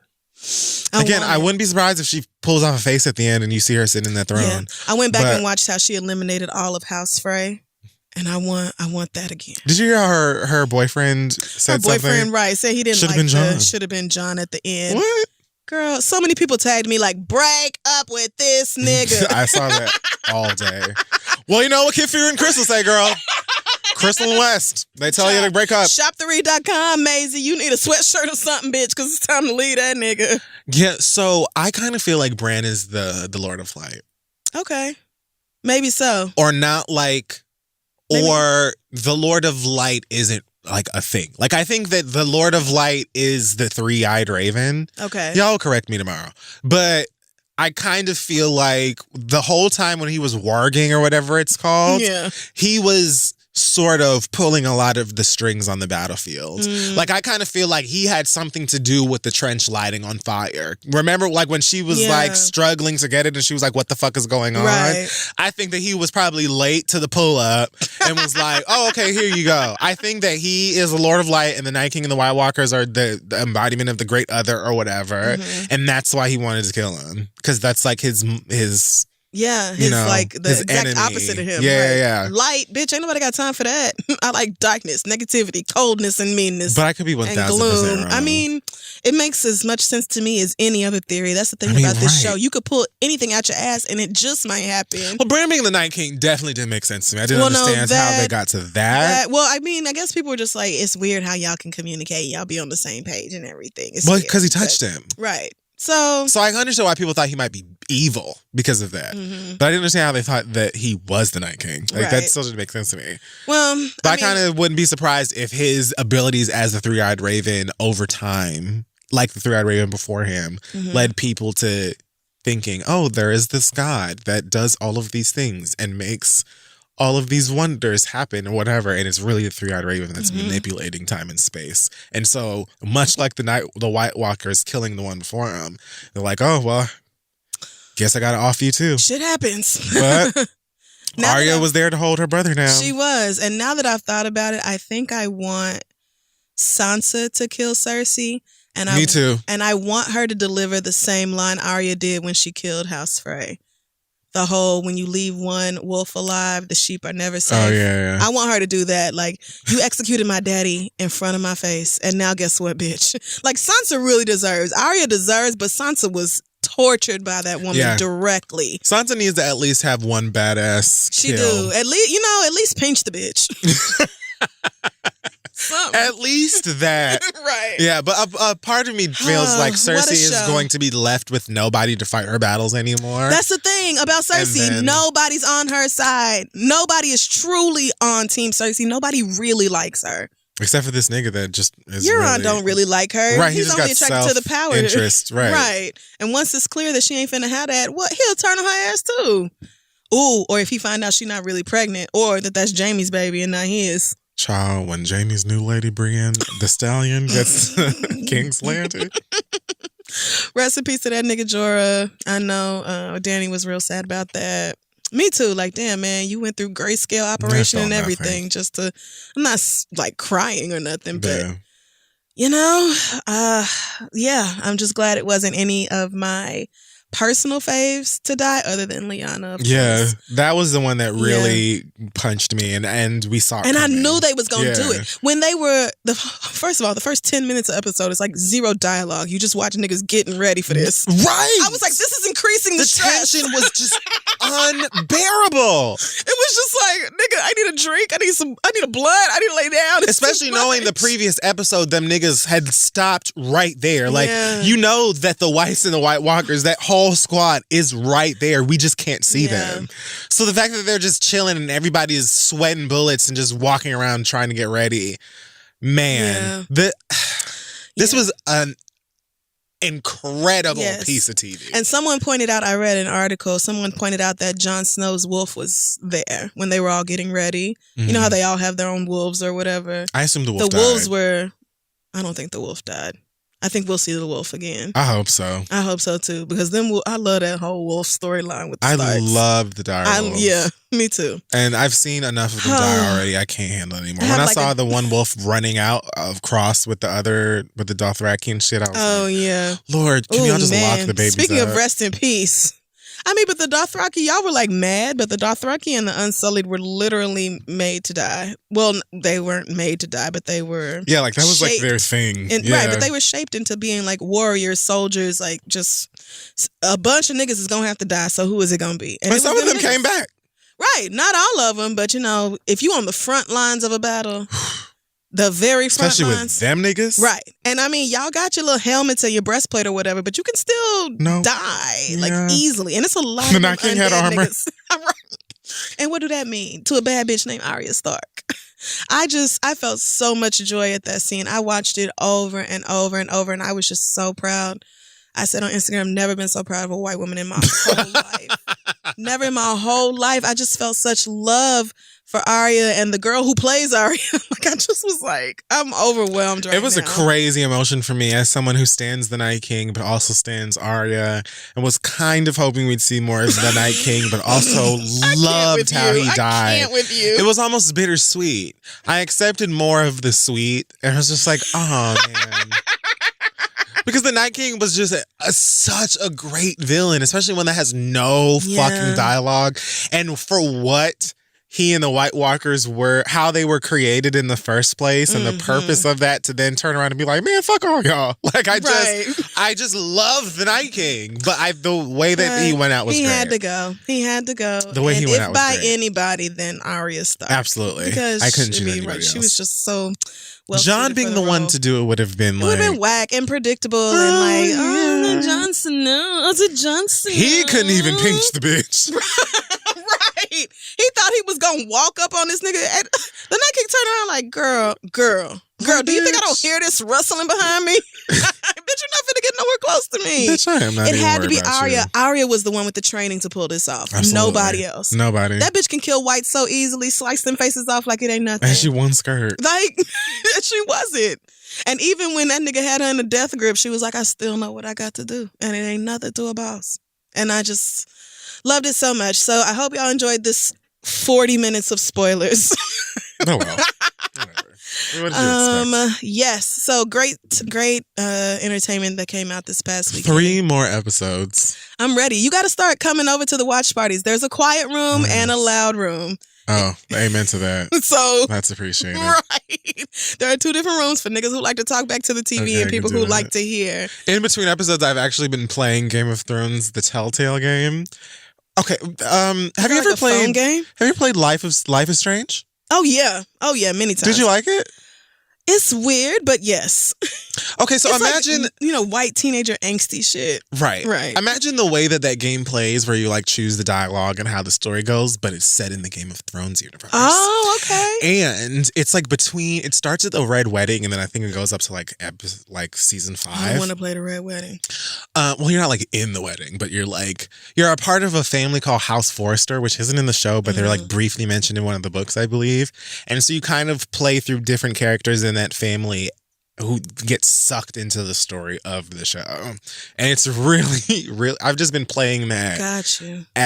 In between episodes, and it's really good. But I think that Telltale just shut down recently, so I don't think you can get it on the store anymore. What is it, PlayStation? Oh, my PlayStation been sitting on a shelf for months. I need to go dust it off. That's the game that plays CDs, right? Well, I got you a copy anyway. Oh just my in case. God! You might want to try it. I was just thinking I can't play it, but you got... Because I think you can only get physical copies anymore. I was just saying, I gotta dust my PlayStation off, and now I will. Oh, yay! I mean, it's still Game of Thrones, so you might have to watch through your eyes at some point. Okay. But it's still... Thank you, friend! Just as great a story, and it has a lot of the characters from the show that are voiced by the actors from the show. Oh, I was about to say rated M. That's for mini, right? But that's for mature. M means mature. I was thinking, M must like be for everybody. TVMA. It ain't that bad. No, that's E. But it's pretty great. Thank you so much. I cannot wait to play it. So yeah, All Game of right. Thrones fans, I hope that was an adequate review of one of the best episodes of the series so far. Let's take a break and start your letters. Hey y'all, if you're ever buying sneakers online, there's more than a coin flips chance that the shoe you're looking for might be fake. If you want to be certain that it's real, check out GOAT.com. GOAT.com is the safest way to buy and sell authentic sneakers online. They're the largest marketplace in the world for authentic shoes, including Jordans. You can even get some of North's dad's shoes. Over 600,000 sneaker listings on GOAT. They made the whole process frictionless and trustworthy. They do this by only accepting sellers with the best reputation and by verifying all sneakers to ensure their authenticity for buyers. So this is for like legit sneakerheads who mean business. Mm-hmm. Every detail is inspected, from the stitching and color to the size and weight. GOAT certifies that every pair of sneakers on their site matches exact factory specifications. With over 500,000 sneakers on the platform and 10 million users, you won't find better prices for verified 100% authentic sneakers anywhere else. That's right. And I wasn't realize y'all was out here like weighing shoes, but it makes sense that the fakes would weigh something different than the real ones do. Mm-hmm. See, you got to be on top of that sort of thing when you want the real. That's what GOAT is for. So go ahead and find your perfect 100% authentic sneakers at goat.com/theread. That's goat.com/theread. You got to go right now before the shoes you want are gone. That's GOAT.com/THEREAD. Go get you something nice because it is some cute shoes on that site. Okay. All right. Let's get back to the show. We're back, and it is time for your letters. It is. Send your questions. This is a full ASMR episode. I really don't understand the appeal of that, nor do I understand the videos where you watch somebody eat a lot. Oh, mukbang? Mukbang? What the hell is the point of that? I've never understood the mukbang videos, but... Like, if I'm hungry, I'm just going to be hungrier. And if I'm not, then it's like, why am I watching you eat? I've never really understood the eating ones, except for when it's like a ridiculous, like I'm eating like 150 bowls of spare ribs or something just like crazy. But like if you just ordered a whole bunch of Chick-fil-A and you're sitting there eating and talking about your ex-boyfriend, like that's different. But I also don't understand like unboxing videos, and those are some of the most unpopular videos on YouTube. So different strokes. Well, I could see it if you were doing like I like when girls do the makeup hauls. I've been watching a lot of makeup. Oh well, yeah, lately. that I get. That is really fun. I'm just talking about people like, oh, I just bought this Captain America action figure. Like I can see what's in the box through the front of it. I don't like. What? I see it. Congratulations! I got a PlayStation 4. Like I know what's in it. There's a PlayStation in there. Oh, all right. So, yes, send your questions to asktheread@gmail.com. We may read them aloud on the show. First question comes from Penny Proud, who says, I went to see Avengers Endgame the Friday that it came out. Ooh, what happened? At 9:15 a.m. because every other showing was sold out. I know it was. I was eagerly anticipating it, didn't want it to be spoiled. It was wonderful, by the way. When I left the theater, I texted my friend group chat saying that I saw the movie and was immediately accosted by niggas and they hurt feelings, saying things like, I really don't bang with you no more. And we've been seeing the Marvel movies together for years. Like, how could you go without me? Oh. Number 1, we saw Black Panther, Infinity War, and Deadpool 2, which doesn't really count. Yeah, Deadpool is not an MCU movie. Number 2, Black Panther isn't necessary to understanding the overall story of the Marvel Cinematic Thank Universe. God for y'all.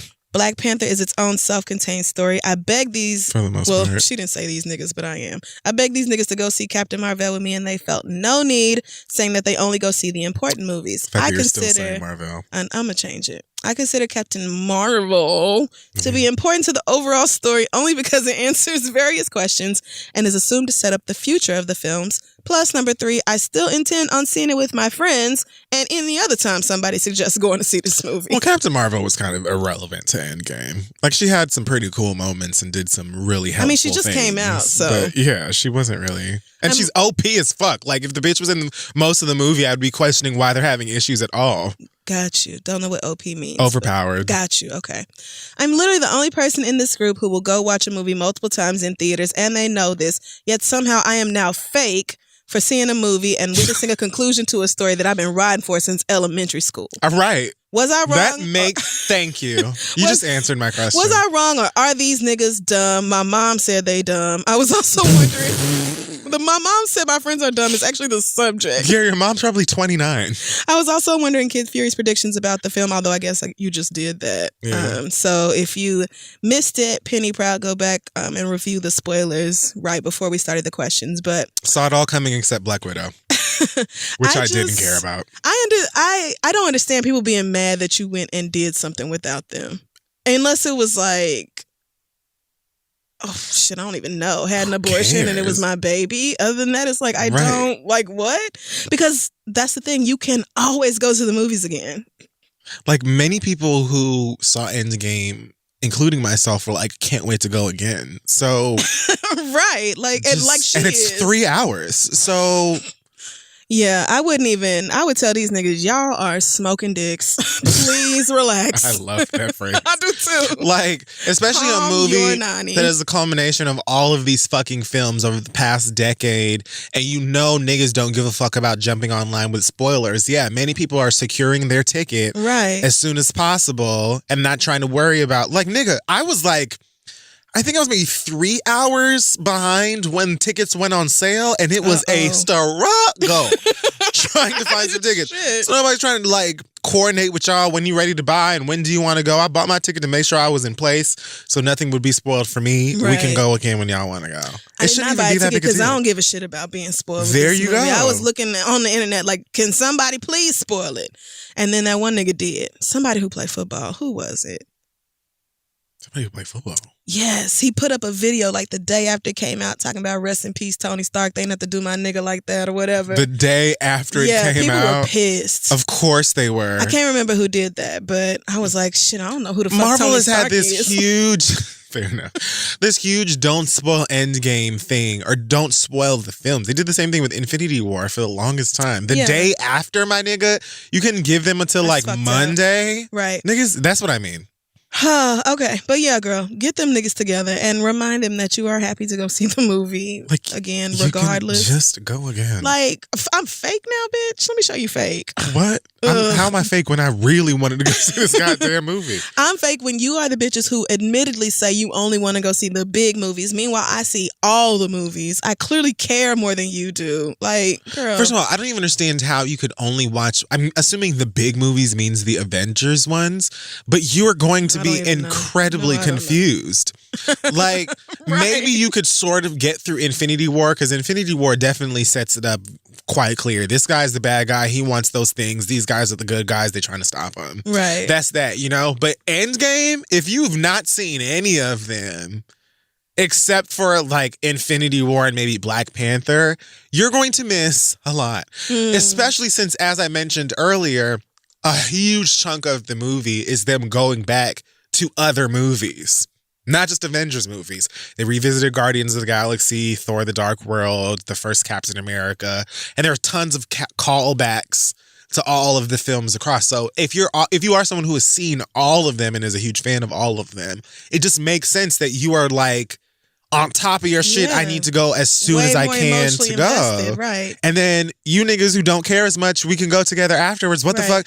But then you said you've been a fan since elementary school, which answer to me that you're a child. You're young, so, right?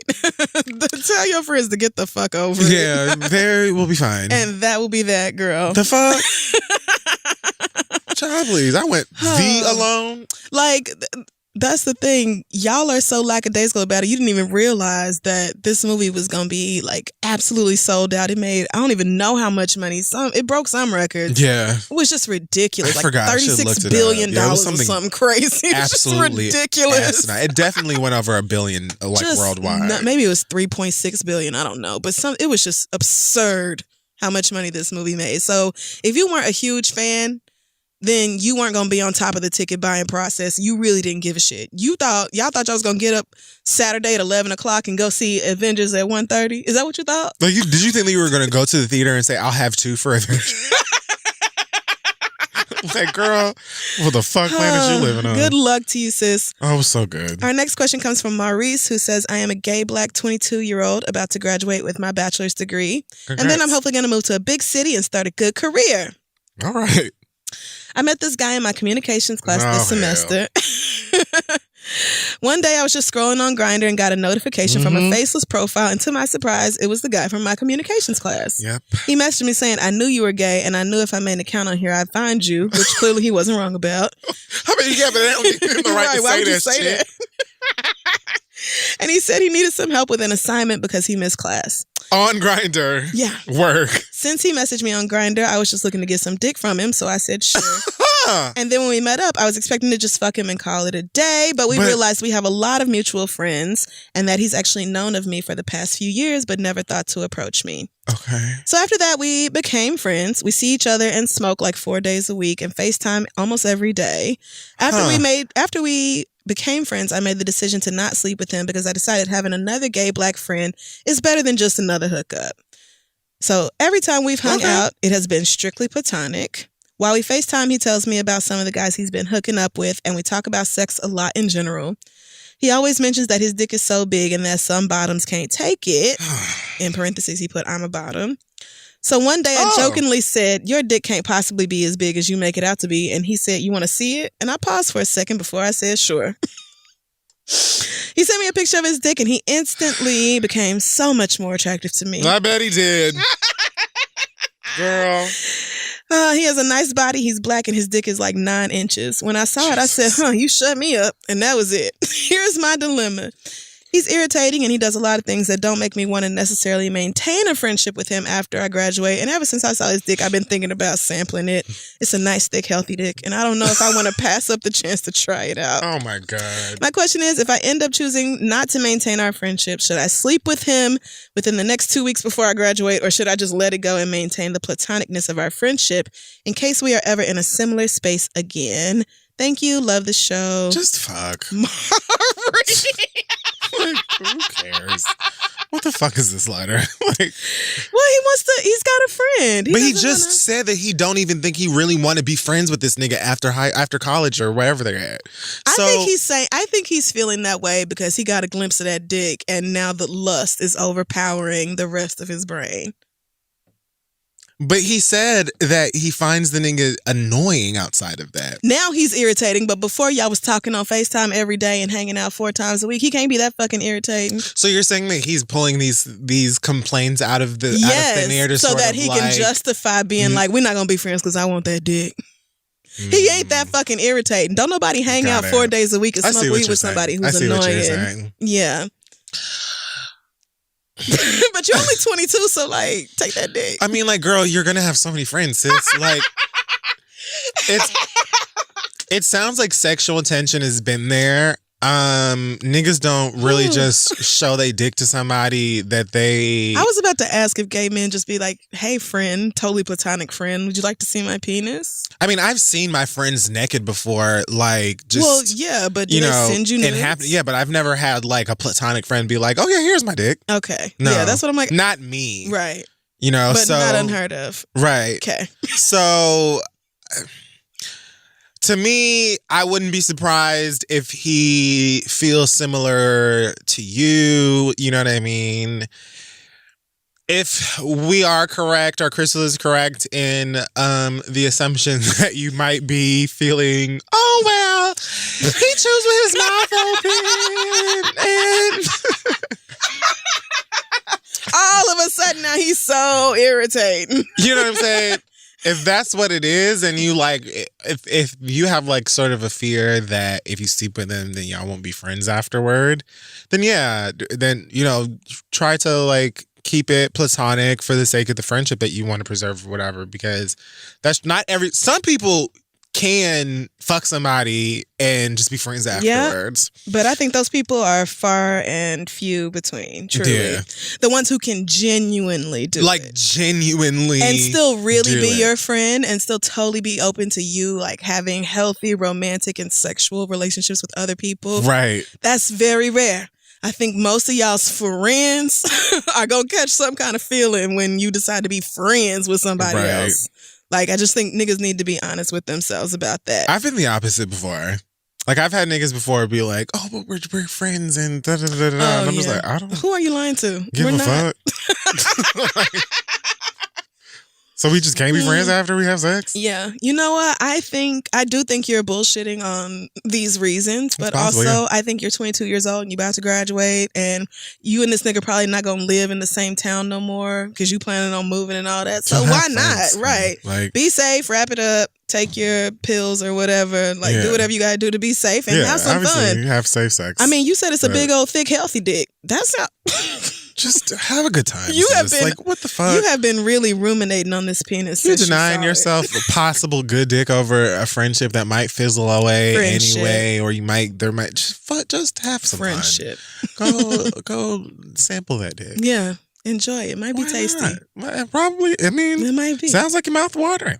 And then if the sex is trash and he really is irritating, then you have no reason to talk to him at all. Do you know it's about to be summertime? It's ghosting season. If the sex is trash, I would assume that would make it easier for you to be friends. Oh, you're right. Because if the sex is like mind blowing, then you're probably going to be way more sensitive to this nigga and the ins and outs. We didn't think about that. But if the sex is like mediocre or not that great, then you could be like, and then just laugh. Yeah.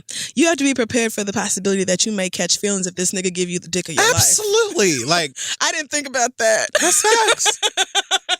22-year-olds are a lot more easily influenced. So you have to be careful before you do it. But I understand why you want to do it. That's definitely a major thing to consider. It is. That's important because you have goals and a nigga will slow you down or stop you entirely. All right. Our next question comes from Paige, who says, I'm 26 years old. I'm from Baltimore. You can say my real name if you want to because I don't give a damn. I want all the smoke. Oh. I recently started a new job and I got cool with a coworker who has the shittiest nigga of all time. She's gone through several hardships throughout her life and has no one to help her. She's only 22 years old with a 2-year-old daughter. She's also the breadwinner for her entire household. Not just the breadwinner because that can make it seem as if this nigga makes any money at all. But no, he stays home and plays video games on YouTube. For YouTube, sorry. She pays the rent. He's a streamer? Yeah. She pays rent, that's phone, sort of a job. Car insurance, gas. Ooh, okay, maybe not. BGE, and so on and so forth. While he does stay home with the kid, which saves them money on daycare. But what the fuck else is he gonna do? Right, I mean, he's shit. Let's not congratulate. There should be no reason for him not to react. She said, let's not congratulate a fish for swimming. And I live. That sounds like something my auntie was saying. Is absolutely something that was passed down to her.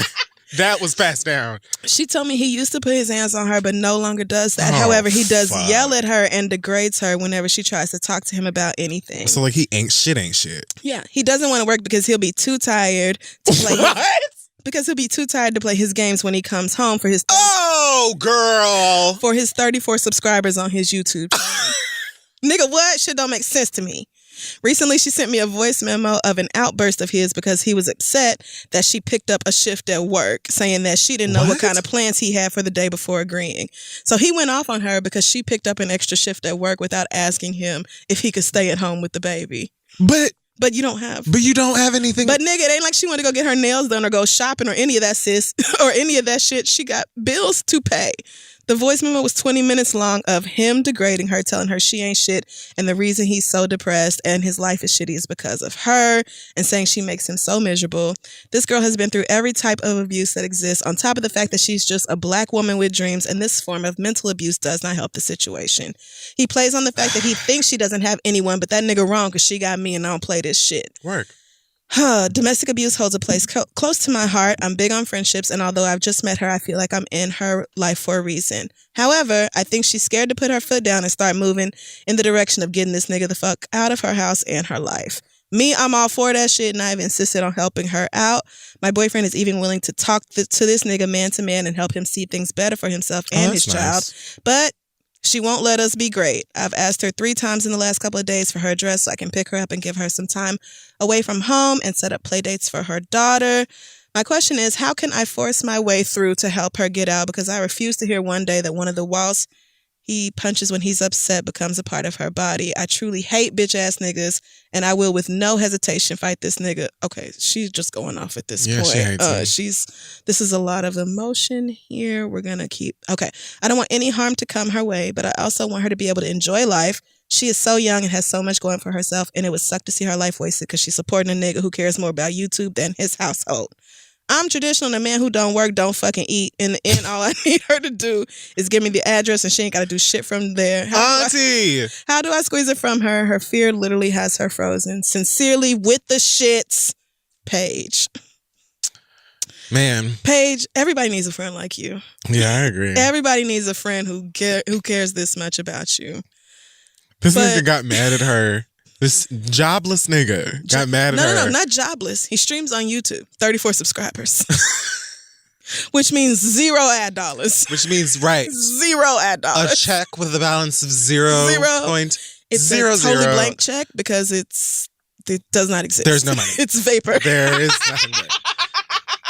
A nigga with no job said you didn't clearly. And you can be like a full-time streamer. I follow tons of them who make way more money than me. Right. You could be a millionaire, but you are not that nigga. Right. In the meantime, between time, sis. You have to have a job. This is just Stream like when you off work, like everybody else. Acrimony nigga with that battery. Oh my God. Why couldn't you just work during the day and work on the battery after? Right. Because you know what you're doing when you work on your battery all day? Spending my money. All fucking day. Meaning I work to support this whole household and you bring nothing in. I actually needed to take a second shift to pay this light bill that you've been running up. Right. Playing Fortnite for 18 goddamn hours a day. And childcare is a valuable expense to not have to pay. Halo. So you are doing a good thing by at least watching your child during the day. But first of all, that is your responsibility. And secondly, you ain't got shit else to do. So then you should just be doing it. And the fact that she had to pick up another shift because she's paying all the bills and you mad because she didn't clear it with you first is like, nigga, what you mean clear it with you? Somebody has to make money or else we don't have a house. I mean, that's just those are the facts of life. I would love to know what plans you have with a car that don't run and no job. What plans do you have that's more important than watching your daughter? Please tell me. I would love to know. This nigga is, I'm glad to hear he's no longer physically abusive, but the way he talks to her is absolutely unacceptable and leads me to believe that ain't, out of the picture. Is like, that may very well happen again. Right. But at the same time, you can't force nobody into doing something they're not ready to do. You might try to like strong arm your way into her house, and 3 weeks later, she's gonna go right back to that nigga because she wasn't ready to leave. So I think, and sometimes that push, depending on the person, can make it harder for them to get away. Yeah. Because then it's like, then it becomes all your fault and you just don't know how to mind your business and you don't know what you're talking about and all of those other things. Man. And we've had letters like this a ton of times and it's a really, really slippery slope. But it's hard. You're right in that all you can do is be an honest friend and make sure that they know that the doors are clearly open. Right. You've asked her 3 times in the past couple of days. I think you just need to give her some space or not even space, but time, and let her know that your door is always open. I think that's a lot better than like trying to pressure her into doing it. Yeah. It's not going to be easy to leave an abusive relationship, especially if she's been abused all her life and has a child and she's only 22. Like, the odds are stacked against her right now. So you got to give her some grace and just let her know that you are there for her, regardless of what she may need. Call any time of the day or night, that sort of thing. Oh, I just got an idea. I think that's the best. What?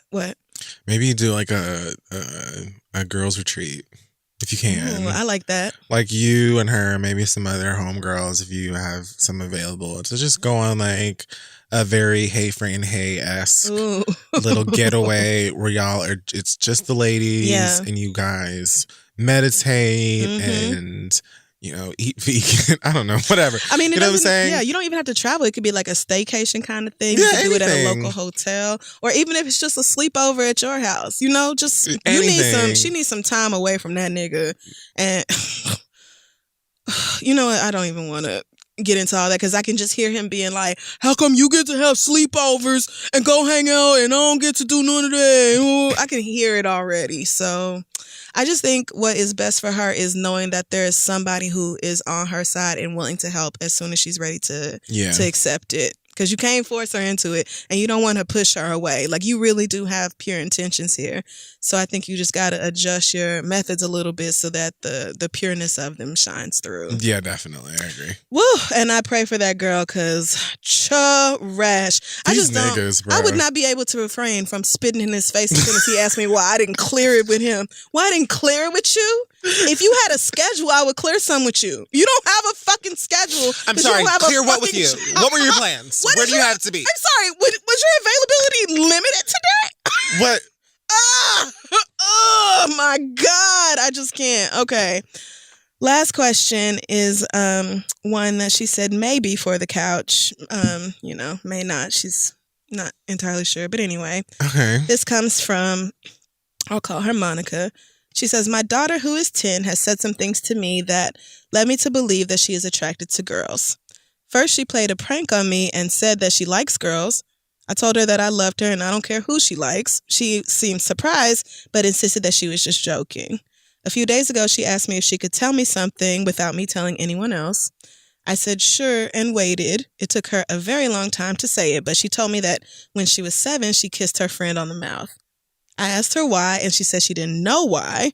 Honestly, I feel like she might like girls since she was about 6 or 7 years old because she suddenly wanted to stop wearing dresses, kept saying she didn't want to have kids.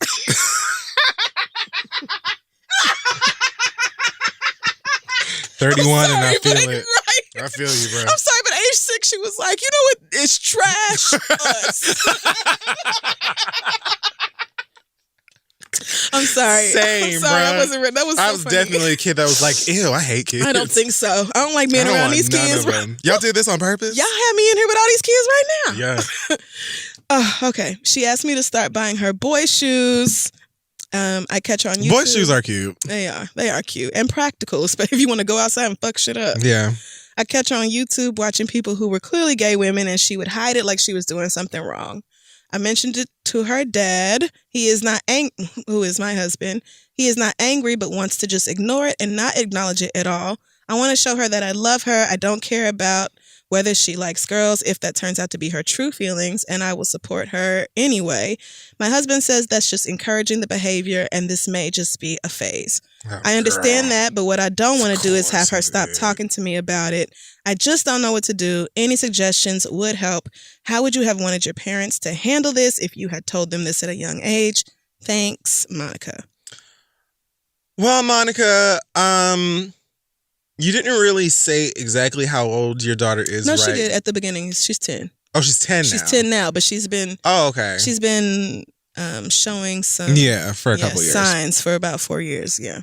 I would say that at around that age, you sort of want to sit on the bench a bit and let the kid open up to you. Mm-hmm. You know, I don't think that you want to pry because between like 10 and 16, 17 years old, we want our parents as far away from our business as possible unless we invite them in. You know what I'm saying? Outside of like school and basic stuff that they sort of should be supervising. Personal stuff like that, especially... And it makes me so sad, but I'm not surprised that at 10 years old, she's kind of aware that there might be something, that might be something that is perceived as wrong. Mm-hmm. You know, somebody's not going to like that. Something about her. to hide. She's heard that somewhere. Absolutely, so that is sad, and so that sucks. But I think that you are. You definitely sound like you're in the right state of mind and handling it anyway and being supportive of her regardless. And I think that right now that's all that she really needs to know. Yeah. So yeah, like had it been me, I'm sure I've spoken on the show before, but you know, like most of the time when I was around that age and I had discussions about my sexuality with my parents, it was more so a thing where it was like, I'll love you regardless, but. Oof. And then after the but, it was like, I'll never accept you as being gay. Gay is blank, blank, blank, blank, blank, blank, blank, blank. Right. So. Which my mama that swear now. After but. Anyway, right. We ain't talked talk about this that. revisionist history ass. All I ever wanted was your happiness. Well, I kind of remember. I'd like to take you back to April 2000 when you most certainly and we can remember the days. Feel this way. Yes. Yes. That's what I'm saying. Like we remember, girl. You might act like, I don't even know what you're. I've always supported, girl. Keep on lying. What? Anyway, yeah. Yeah, I think that as long as there are ways, I think, as a parent that you can sort of let your kid know without prying too much that you are going to accept them for who they are and that they can talk to you about anything. Mm-hmm. I think that sort of just being a young person, we kind of push back when parents start to dissect things about us that we feel a little insecure or confused about. Mm-hmm. And it's not just that you're getting involved, it's that you're sort of getting close to something we don't really know how to discuss yet. Yeah. So I wouldn't really feel any kind of way about your daughter not knowing how to share those things. She's figuring out whatever's going on in her mind. Mm-hmm. And, you know, another 15, 20 years from now, mama could have a whole husband and 18 kids or whatever and be like, you know, I was just curious. You know, who knows? I mean, it could literally be anything. It doesn't have to be a huge deal. Of the thing. Maybe she is gay and maybe she's not, or maybe she's just queer, or who knows? It could be anything. And I think you are handling it very well when you let her know that she can tell you anything. Like, yes. Your husband is concerning me. Yep. He's concerning me because not surprising me, but. Right. And I'm glad he's not, outright homophobic. That is great. But the fact that he says that, talking to her about it or letting her know that she is loved regardless and all this is encouraging the behavior. That does right. And that's why I wouldn't even say that he's not out and out homophobic, because I don't know him, but like that doesn't sound anti that. Like encouraging what? Encouraging her to be herself? Right. It just sounds I just want to root out the ignorance there. Because like you do understand that telling your 10-year-old daughter that she's loved no matter who she is not going to encourage her to like go eat pussy if she don't want to. She's not going to be gayer because you told her that she was welcome and accepted in this home and this family as herself. That isn't, So I just feel like you trying not to be homophobic, but you holding on to it in small ways that you haven't really dug deep on. The biggest homophobes and some of the most damaging homophobes are the ones who don't believe that they are homophobes, much like racism and every other form of bigotry. Say that. Because they feel like, Donald Trump swear he ain't racist. I've never killed a Negro before. I just think that, they're just dirty and lazy. And the Black Lives Matter movement is not a real thing. And if you don't want to be shot, don't go outside. Right. Like stuff like that. Yeah. So I mean, I'm not going to judge your husband or whatever based off of what you've sent in this email or whatever. Yeah, but just remind him of that. Yeah. Like our kid in terms of love. Yeah. As long as she's not out here loving underage people or animals, then right. I mean, and she is 10, so if she's once she's grown. Right, but it's like there isn't any way that you're going to like scare some lesbianism into her by telling her that she is welcome. I think that if I had, and I know that now as a 31-year-old with my own shit, doing my own thing in 2019, where not only I think my parents and family's perspective may have changed just based on me, but also just based on society and the conversations, period. Had I been at a younger age, had I had my parents sort of say the things that are in this email without the but, I think it would have made a huge difference. Oh yeah. And absolutely. And just my like confidence and progression and stuff all together. And ultimately, I think that I was able to get there on my own accord.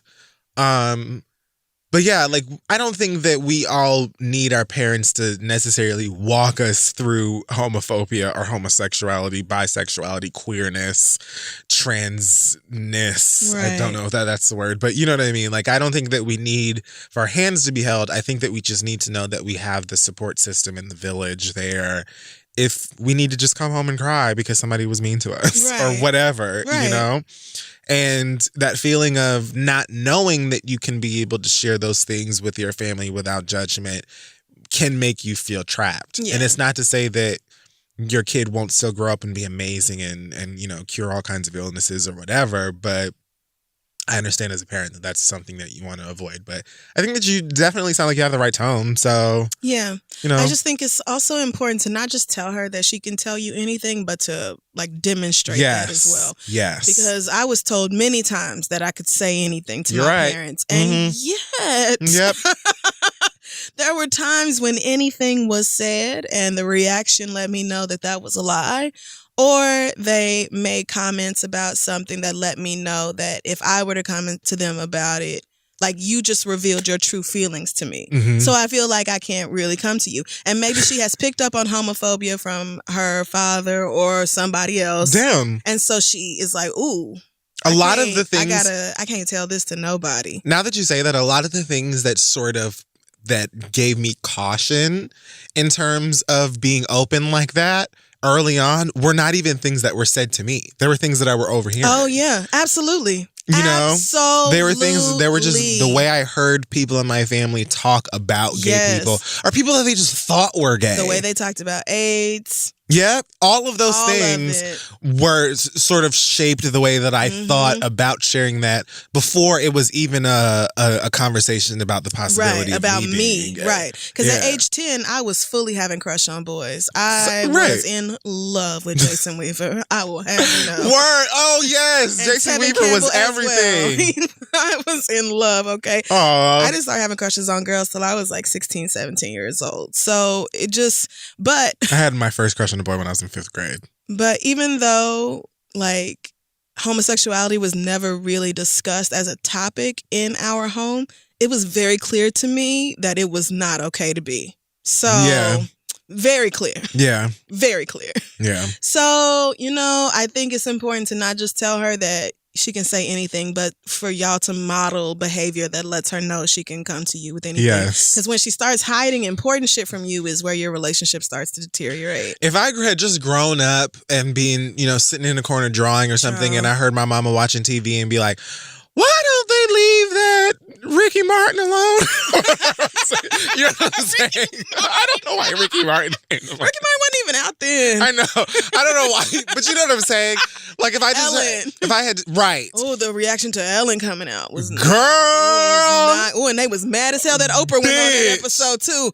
Oprah on there with that white. I remember these things. Oh, it was ugly. I remember. It was these ugly. things. Not even necessarily like my mama or my daddy, but the adults in my life. Period. The people, period. Right. The all people the grown-ups around me. It was very much this attitude. They couldn't stand fucking when like straight niggas would do completely like gay or homophobic even like they hated when Damon and David Allen Greer did what the fuck is the In Living Color segment called? The Two Snaps. Yes. What was it? It's the movie review. Fuck. Yes, you guys are gonna kill me for forgetting the name of this. Oh man, the show was called something. Damn it! It was the two gay niggas. Yes, but they kind of called a show. It was. Why can't I find it? Y'all know Men on Film. Men on Film. Oh, it was so good. But yes, they had a problem with that. They hated Men on Film. And these were two heterosexual niggas essentially making jokes about gay men. Right. And they couldn't take it. They could not stand it. So like little things like that were Yeah, I thought it was fucking hilarious. I love that segment. I was thought great. it was great. So, like, They were funny as hell if you ask me. little things like that definitely did shape the way I thought about sharing certain parts of my life with my family. So I think that Crystal is right in sort of demonstrating your thoughts or your support rather than just outright saying it. Because when you're a kid, child, you start to notice. I mean, you really do notice how people react. A completely different world. Yeah, you just live in a completely different world. And the grown-ups in your life shape so much of it. Like Absolutely. The rules of your life are created by these people, and you don't even really question it at that age. Because we're supposed to look up to at young ages, like 10 and stuff. We're supposed to look up to the adults, to sort of inform us on how life's supposed to go. Right. So, and it's not till you grown that you realize them was just regular ass people with their own regular ass issues and fucked upness and everything else going on. And the people who are supposed to, if the people who are supposed to unconditionally love me, whatever that is, are reflecting the same sort of thought process that I'm getting from kids at school, then where do I go? Yeah. You know? But again, you seem completely informed of what we're talking about. Yeah. I would say for you, just sort of give your daughter your space and make sure that it is clear to her with demonstration as well as words that you're going to love her and be supportive of her no matter who she loves. I saw a clip recently because I think we talked about it being prom season, of a young queer boy who was going to prom. Oh, and he was in his dress and his mama put his corsage on him. I wasn't ready. Oh yeah, I broke down. I was like, oh, wait, what? I'm sorry. These parents exist? That's all that kids need, bro. Just let us just be. I went to my formal with a gay friend, male friend. As many of the gays have. I was like, we're going to lie for each other. Yeah. Beat it up. Beat it up. Oh, okay. Anyway, God bless you. Good luck to you and your daughter. Send your questions to asktheread@gmail.com. We'll bitch, we'll be back. Hey, y'all. Mother's Day is right around the corner. And if you're not sure what to get for the woman who gave you everything, FabFitFun has you covered because the 2019 FabFitFun Spring Box is on sale now. FabFitFun is basically 12 gifts for the price of one. You can get your mom goodies from a variety of categories, including health, beauty, fitness, etc., valued at over $200 for only $49.99. These are full-size products. In fact, many products' individual value is more than the cost of the entire box. Yes, because they really give you great stuff in these FabFitFun boxes. Yeah. I'm continuously impressed. I got a purse that I'm constantly wearing. They gave you me a cute little floral house robe thing. Child, I wear it around the house nonstop, constantly. It's always great products. I had a full-size Tarte moisturizer that is just like doing everything for my face. I love it so much. You too can sign up for FabFitFun today. These boxes always sell out, so hurry up. Use our code THEREAD to get $10 off your first box. You just go to fabfitfun.com to sign up and start receiving the box for a life well lived. Use promo code THEREAD to get $10 off your first box. That's over $200 for only $39.99. So again, FABFITFUN.com. Use our code THEREAD to get $10 off your first FabFitFun box. Let them know Kid Fury and Crystal sent you. Let's move on. You know what I love? I love the fact that sometimes I might want some red wine at 4 p.m. I might want some breakfast at 9 p.m. Maybe I need some ibuprofen at 10 a.m. If I'm awake. And if I'm awake at 10 a.m., I probably do need some. It's early for you. And I can do all of those things. I can get them right through Postmates. That's right. Postmates is your personal food delivery, grocery delivery, whatever kinds of delivery. Hell, I've gotten a MacBook charger on Postmates You before. can get all kind of stuff at Postmates, okay? With makeup. No trip to the store. They will go run any errand for you. I don't have to see none of y'all. I just have Postmates for anything that I'm craving 24 hours a day, 365 days of the year. They're the largest on-demand network in the U.S. and offer delivery from all of the restaurants, grocery, convenience stores, and traditional retailers that you could possibly need. Simply download the app from iOS or Android for free, browse local restaurants and businesses, and you can track your delivery in real time. I love them. So much. I just can't even tell you how many times I have used Postmates Daily. to save the day because I just don't have the time to go do something. Absolutely. Or something is out of stock in my house and I need it immediately. It's just so clutch. For a limited time, Postmates is giving y'all $100 of free delivery credit for your first 7 days when you use the code THEREAD. That's code THEREAD for $100 of free delivery credit for your first 7 days when you download the Postmates app. Anything you need, anytime you need it, just Postmate it, girl. When I get home from the studio in the dead of night, guess what I'm going to do? Postmate some food. Postmate it, yeah. Download Postmates today and save with code THEREAD. Now let's get back to the show. Okay, we're back, and it is now time for our reads. Amen. Go ahead. I don't really have one, so I'm going to need you to go first while I browse the past the read inbox. No problem. I have two. Great. So first thing, I was on Rhymes with Snitch, shout out to them, and I saw this story from Oh Rain. my God. The fact that I thought you was about to say Rhymes with Snitch had like a podcast or something and you were on it, I'm like, nigga, I have to download it immediately. My bad. Okay. They should have one. So Rain Pryor, Richard Pryor's daughter, posted on her Instagram some stories about her child being bullied at school by a group of girls who have done everything, including make fun of her daughter on an app. They punched her in the back of the head, apparently. Oh, my God. And it was a nurse, not any of the other school officials, but the nurse who actually suggested taking the child to the hospital because she might have a concussion. Basically bullying and terrorizing this kid. Wow. In Baltimore. And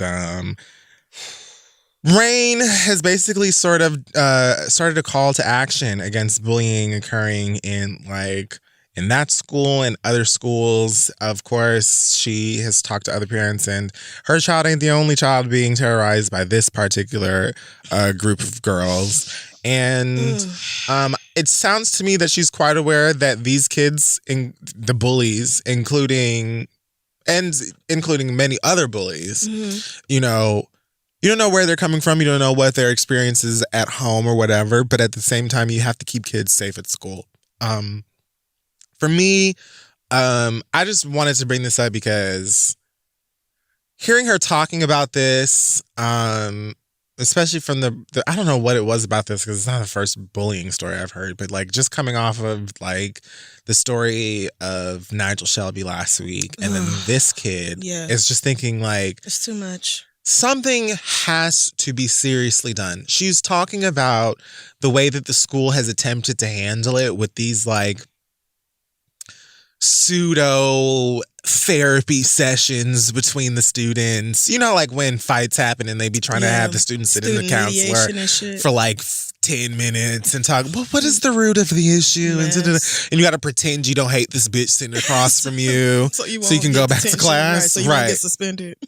But you're talking about students who have had other kids threaten to kill them. You've had students talking about, you know, shooting another kid and things like that. How are you not immediately expelled? Hello. I mean, that's not a joke. But honestly, my cousin's a teacher in Houston, and she said that the exact same thing happened. A kid threatened to be violent at school, shoot up the school, and they were like, we can't. There has to be some serious... I almost feel like people think that because we're talking about children, like kids under 18 or whatever, that it's like, oh, they're kids. They're people. They're people. Yeah. They're young people, but they're still people that can still do hardcore drugs. Yeah. Fuck nonstop. They're still people that can kill one another with their bare hands if they wanted to. And like, I'm thinking about the fact that I don't even have kids. From the perspective of someone who does have children, I'm crazy protective of my dog, my nigga. You know what I mean? Right. Like, I don't even be wanting other people's dogs to get too close to mine. Time for that. I'm thinking about having a whole ass person that I created, and for this 8 hours or whatever of the day, it's someone else's responsibility to make sure that they're safe. I have to still endure the stress of living as an adult, working, making money for me and for these niggas at home or whatever. God forbid I got a spouse too. You know what I'm saying? Like, I got to still endure all of the adult stress that I would more than likely be dealing with if I was single. And then also that have to pray and hope in the day where school shootings are unnecessarily abundant, that kids at the school could be making my child feel unsafe, and aside from physical damage, could be doing really crazy mental and emotional damage as well because of whatever the fuck they got going on.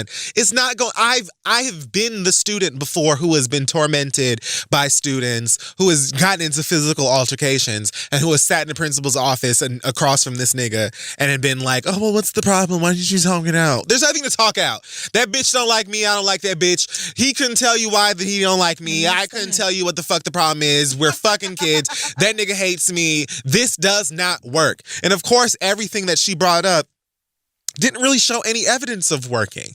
So like then when these kids come to school with weapons and be really going the fuck crazy, it's like, look at the fucking Secretary of Education. Don't nobody like this. Just look at the entire fucking administration. Look at the Attorney General.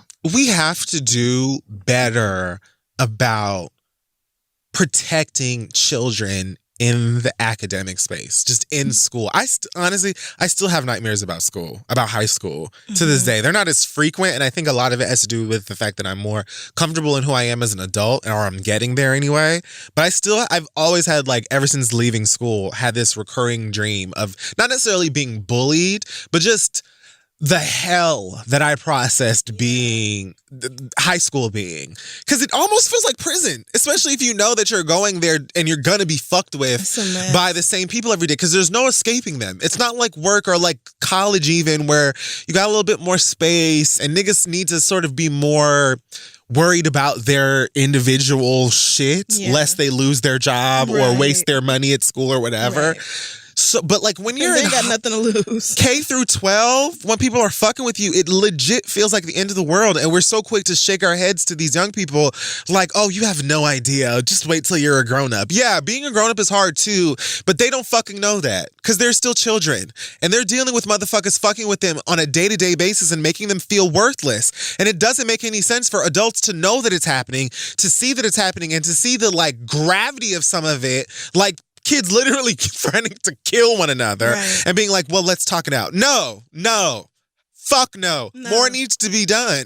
And that's another reason why this administration pisses me off as well, because it's like, I know that it's like a lot of schools, especially schools in certain areas, do not get even almost adequate assistance in taking care of these schools, much less, taking care of these students, much less giving them proper like curriculum and preparation for the outside world. You know what I mean? But there should be Rain Pryor even suggested like there need to be like mental health suites. Like there should be like legitimate mental health professionals who are working in schools, rehab, whatever, you know what I'm saying? Like serious stuff, because they're not just ignorant kids who will figure out how hard life is when they become adults. They're in it. Their life at the moment, outside of trying to get straight A's and whatever the fuck else, is still difficult because the poison and the toxicness that other kids may be dealing with in their fucking environment outside of school that they bring into school, it affects them too. Not only those, you know, the kids themselves that are dealing with it outside of school. So like listening to this mother begging people to like give a fuck about these kids, even, to me is just flabbergasting, because what are we? It doesn't make any fucking sense. What is the point even? And people, like hundreds of people in a school, one school itself, if not thousands of people, are sending their children off to school every day and hoping that you are going to make sure that outside of them getting an education, then they'll make it home. Because we can't. I'm like, nigga, if I had kids, I'm more than likely homeschooling these niggas. Homeschooling, unschooling, all that weirdo shit. Because you just go out into the world and you decide what you want to do. We'll just let your interests guide you, girl, because where you're not going is in that schoolhouse. I mean, that's not practical, but like it doesn't have to be this way. This isn't just the way the world is and oh well, nothing can be done. We could be better. And you always hear of some school somewhere where a principal, counselor, or teacher just took the extra time to give a fuck and actually listen to the students. And then they make them local news and then they're on MSNBC because the students are just doing so great. Oh my God, they're graduating. Oh my God, blah, blah, blah. And it's like, why do you think that?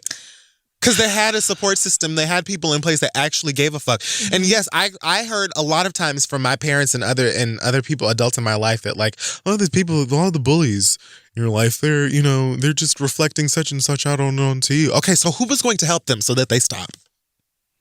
I went to one school that had a counselor who was like an emotional counselor. Right. And I remember that being like more rare than it should have been. Yeah. But also like kids very much need that because they may not have it at home. Like there has to be somebody somewhere who is going to hear these kids and like just listen to what they have to say. They have to be believed. They have to be heard, and they have to be taken seriously. So the fact that y'all are just acting like this is no big deal and then saying, oh, well, you think it's bad now, wait till you get grown. That doesn't inspire me to want to get grown.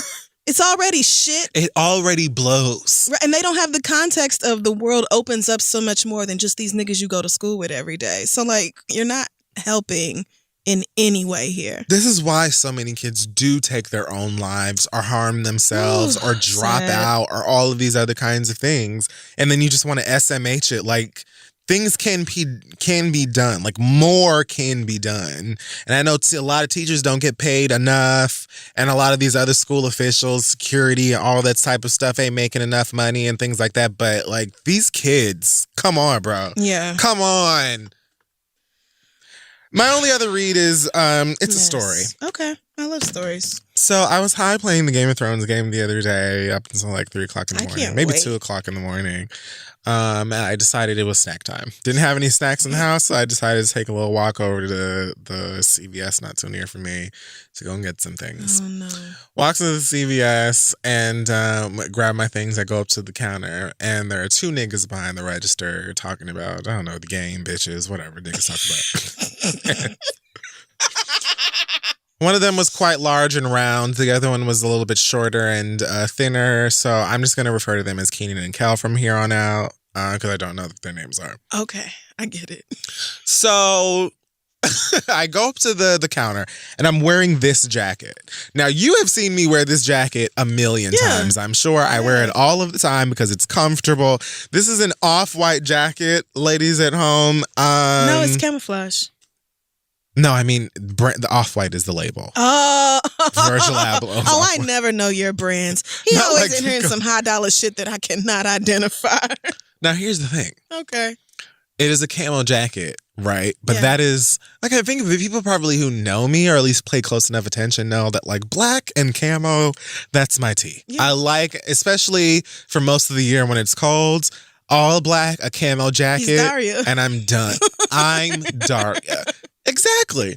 So it's 3 o'clock in the morning and I'm in this motherfucker buying chips and fucking blow pops or whatever fucking dumb high shit and a smokehouse almond because a Blue Diamond smokehouse is always appropriate. So I go up to the register, right, and I'm wearing this jacket. It's a camo off-white bomber jacket. It's on my Instagram in case you want to know which jacket it is specifically, but it's important to the story. Okay. Kel asks me when I get to the fucking register. He's like, yo, that's off-white, right? And I'm like, yeah, it is. He's like, oh, yeah, that jacket's fire, bro. And I said, thanks. Then he goes, you can only get those online, though, right? Like, you can't go to a store and get it. And I'm like, no, I bought this at Saks. And he goes, oh, well, how much you pay for that jacket? You knew it was off-white, but you don't know how much it costs? I said, I don't really know. I don't remember. You probably didn't. This nigga goes, he says, scoffing, oh, so you ain't pay for it. You know, when niggas say they don't know how much something costs, it means they ain't paid for it. And what I thought was in an accusatory tone, I felt as though he was implying that I mopped this jacket from out of the store. Okay. So I was offended. Let me tell you ashy fucking niggas something. Niggas. First as well as foremost, I'm not sweating this jacket. This jacket probably smells like weed and sweat. I've worn it so many times. Like, this is not a stunt jacket. It's comfy. It gets the job done in terms of warmth. There's a strap inside here in case I want to, like, take it off but not taking it off. I just think the jacket's cute. That's handy. So I'm not stunting this off-white jacket, sweetheart. You are. How can I was tell? so upset because I'll get to that. Okay.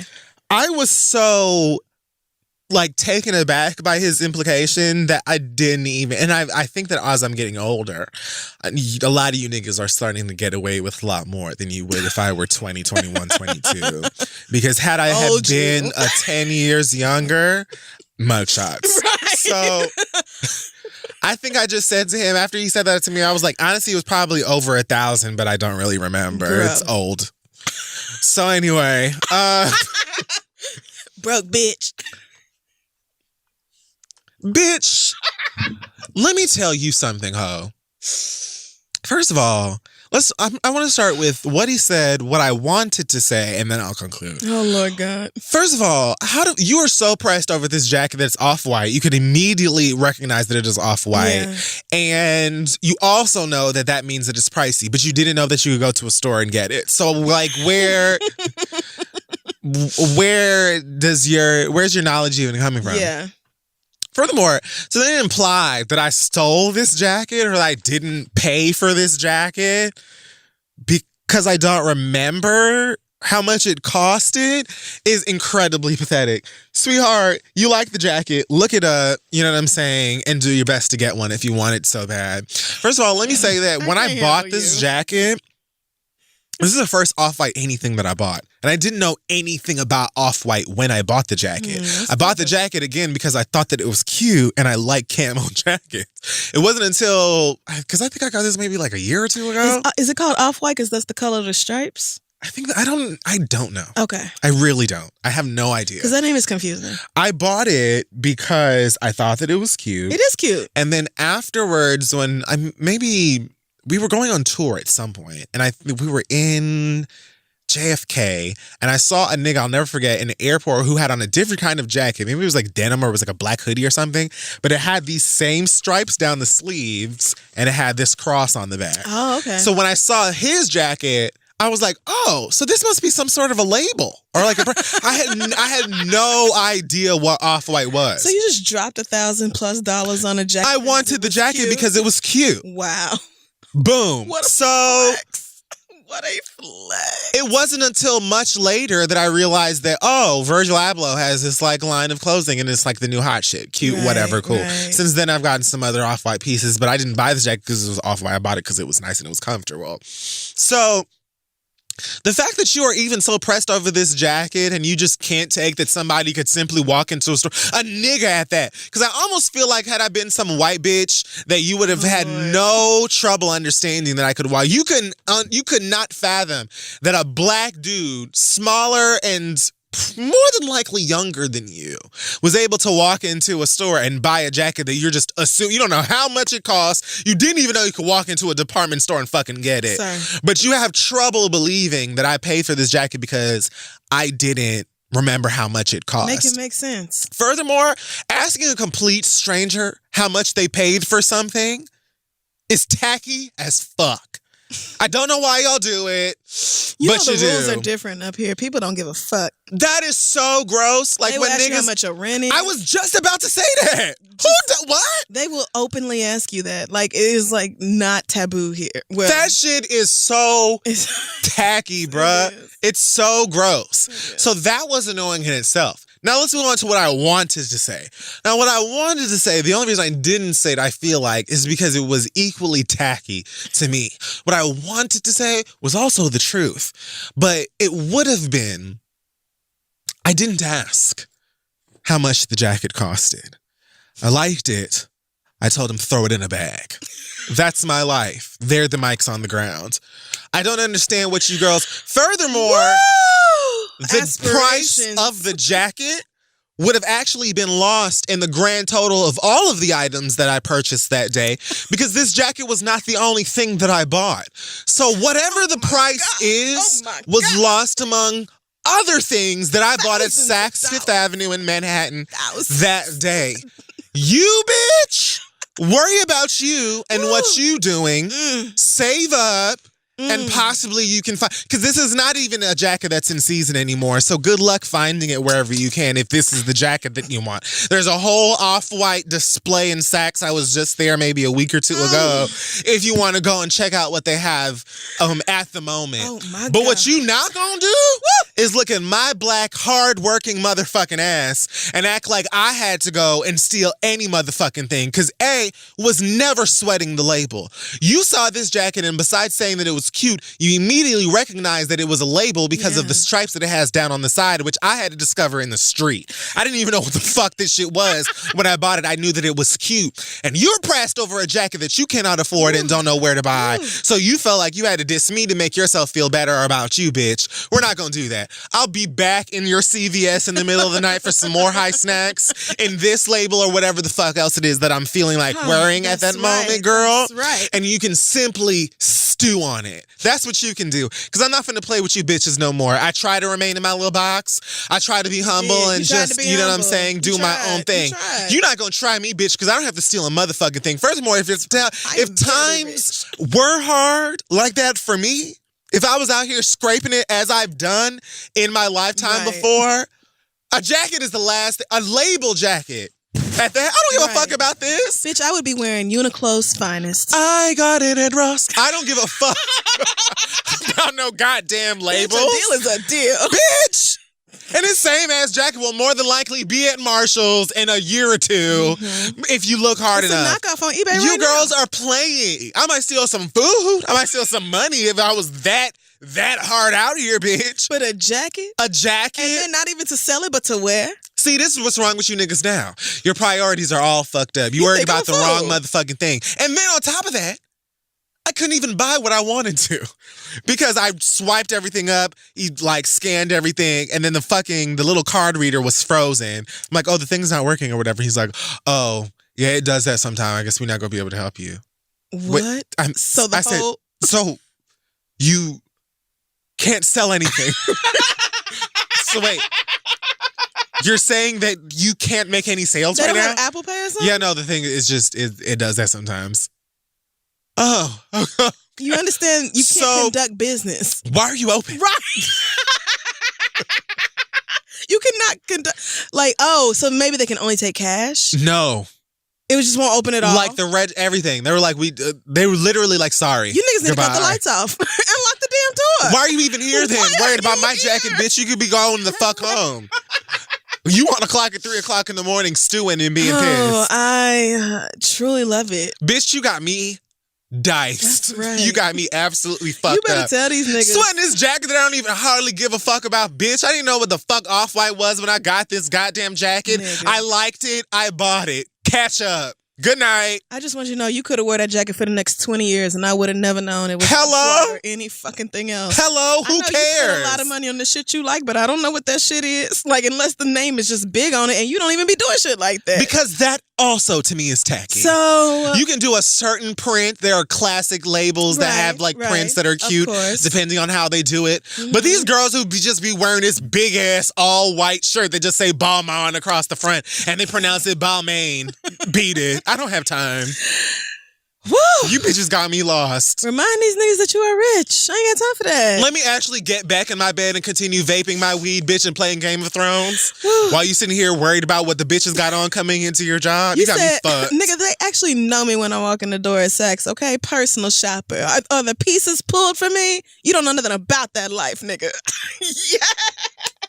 This sweaty ass, old ass jacket I'm not fucking worried about, bitch. Mess. Imagine if I would have walked in there actually trying to be dolled up. Oh no. Bitch, I had on track pants and these same ass fucking sneakers I wear to the gym and a sweater and this jacket. And you were talking about, he ain't paid for it. Why would you even say that to somebody you do not know? It's just like... No chuckle, no LOL. So much of this conversation should not have been said because we don't know one another. And if you weren't niggas... If you weren't, no, you would have went. Oh, if a white person did, oh no, okay. I would have had your job. Yeah, would actually, had to be like. You better. You no longer work at CVS. This is my CVS. Rest on the fact that you are black men, and I just wasn't even gonna make it hard for you like that because I absolutely had you been some white boys, you could have left it at that's Off-White, nice jacket. There was nothing else that needed to be said. You didn't even need to say that, to be honest with you. Okay. And it's crazy because when I first started wearing that jacket, like around Harlem, I used to get comments from niggas, mostly niggas, all the time, just on the street. That's a nice jacket, bro. Fire jacket, whatever, like all of the time. And I'm just thinking to myself, it's cute, but it's like, it's not that cute. You didn't know they were attracted to the label. And then I saw that dude in the airport that one time. Yeah. And I was like, oh, this must be like a label that's popular. So then what did you do? Like Google it? Like, what is this? Then I looked it up and I was like, oh, this is Virgil Abloh's thing. You mean? Girl, you bitches lost. You got the wrong one. Oh, I love it. All right. Well, I actually did find a pass the read, so I'm going to do that now. Pass the read like we used to. This comes from Neil, and Neil writes, this read is dedicated to every black mama, daddy, auntie, uncle, and play cousin who have the fucking nerve to fix their mouth and say something about my body during family gatherings. Oh, boy. This read is a quick reminder to you gossiping assholes that my body and how much I weigh is none of your goddamn business. That's a fact. Yes, auntie, I know how much I'm eating, so you patting my belly as a reminder is unnecessary and rude. Yes, neighbor, I know I've gotten bigger since you last saw me when I was a child. Neighbor? And your prayers for me and my health are unnecessary. Oh, no, how dare you? And daddy, you the worst of all, joking about how my stomach looks like it's hiding a basketball and you want to borrow it so you can shoot some hoops. Wait, Oh, you should actually cuss your daddy. Right, I was literally about to say I cussed my daddy out. Yeah, no, I would have saw red. Oh, if I'm paying my own bills in a separate place, let's just fight. I'm dragging Let's just fight. Me and my big ass, let's just fight. I would legit cuss him out. Okay, my bad. My body is not a joke, and it's definitely not something you need to concern yourself with. In fact, what you should worry about is how your marriage is failing. Your son is out here spraying seed like fertilizer and not paying child support. About how your alcoholism is masking your depression and causing you to destroy every close relationship you have. Or how Flint still don't have clean water. Literally fixate on anything else other than my body. As a queer black man living in America, I am well acquainted with reminders of how my body is up for debate without my permission by the white gaze, which is a read for another motherfucking day. And it is. I get up every morning and dress myself, so yes, girl, I know what I look like. My body is how I want it to look, and guess the fuck what? I like how I am, and the black ass bottom line is that is all I will ever care about. Amen. Like Ply said, you want to argue? I can't argue with you. No, you mad? Did not see a Ply's quote coming out of this. Look I gotta at be honest. You mad? You big mad. Didn't I'm see happy. Ply's coming Leave out of me this alone. for a reference. Didn't. In conclusion, worry about yourself and don't ever say shit to me or anybody else about their body ever again. Amen. Come through, Neil. Love, peace, and chicken grease. Absolutely. Yes, I know that we are gearing up for summer. The weather's getting warmer. A lot of y'all are dieting or whatever. That's your business. I just want you to know summer's going to get whatever body I give it. That's a fact. And we're going to have a good ass time regardless. And if you got something to say about it, just understand that is your feelings about my body and it ain't got nothing to do with me. I'm so glad that I'm out of that ignorant ass youthful state of mind. Like, who the fuck cares what somebody else's body is giving? Like, sis, like... Right. Do you and worry about your motherfucking it's literally self. None like of it's your none business. of your business. And like this nigga just said, I get up and get myself dressed every day. Do you really think I didn't know I was totes know what my body looks like? Did you really think I just had no idea that I was big till you showed up? Yeah. And regardless of my body size, people all deserve the same kindness, respect, just because they are human beings. So if somebody is shitty to you about it, then absolutely. Like that comment your daddy made, child. I definitely Let's just square up, nigga. Let's just square up because you got me fucked up. Yes. Because nigga, you got me definitely fucked up. got me bedazzled. That is for everybody who's going to be dealing with weirdo family members and friends asking you why you got shorts on, why you ain't this, why you not exercising, why you bitch, mind your fucking business, bitch. Do that, bitch. Amen. Thank you, Neil, for sending that in. I absolutely agree, Neil. All right. And I think that is going to wrap up this extremely long episode of The Read. Is that 3 hours? How many minutes is that? 3 would be what? We'll see after all the edits whether it's actually 3 hours. But like 2.5. Yes. Check us out at thisistheread.com on social media at This Is The Read. Also, make sure you check out Philo. Philo has over 50 of your favorite channels like HGTV, AMC, VH1, MTV, A&E, and so many more. You can enjoy live and on-demand TV plus unlimited recording for only $20 a month with no contract needed. Philo is on Roku, iOS, Fire TV, Android, and Apple TV. You can start your free trial instantly with no credit card needed at philo.tv/read. That's philo.tv/READ. Great way to get caught up on some shows or to discover some new shows. All right, Kid Fury, any news from you this week? For me, no, I don't believe that I have anything new to update you with. Yeah, I'm looking, and I don't think so either. Thank you to the Green Space for having me last week at your Black Icons of Podcasting. They're doing Tracy next, and I was like, oh, I'm coming back down here to see that because I want to see them. Black Icons of Podcasting? No, I don't. They did not tell me what it was going to be called. I would have never agreed to do that. I know that you would. I would have literally never. That's hilarious. It was a great time. I'm glad that we can even say that there are Black Icons of Podcasting. You know, I'm glad, and I am honored to be considered that. And you know, lately the universe has been letting me know that I'm gonna have to start standing in who I am. Yeah, I'm gonna have to start accepting it because truly I'm only going up from here, and so it's just time to be real with myself about it. You know. So thank you so much for the honor. I am again incredibly honored by that, and I think that's it for me as well. Shout out to Kamala Harris for getting Bill Barr together today. If you have not seen the clip. Really? Sis, let the prosecutor jump out when I tell you she... You have to just watch it. I'm not even going to try to I'm gonna watch that when describe I get it. home. Just go Google Kamala Harris. I'm sure it's all over watch I saw MSNBC. some people standing for her today, but I didn't know why. Nigga, when I tell you she was asking, like, you have to remember that this is like what she did. Yeah. So you're not going to be able to bullshit your way out of these questions with Kamala Harris. It was just absolutely brilliant. I stand. It's like 8 minutes of perfection. So go watch that. But yeah, I think that's it for me. I'm finna go home, get on this Postmates, to be honest. Same. Before these hot restaurants start closing. So thanks for listening, guys. We'll see you next week. Bye, y'all.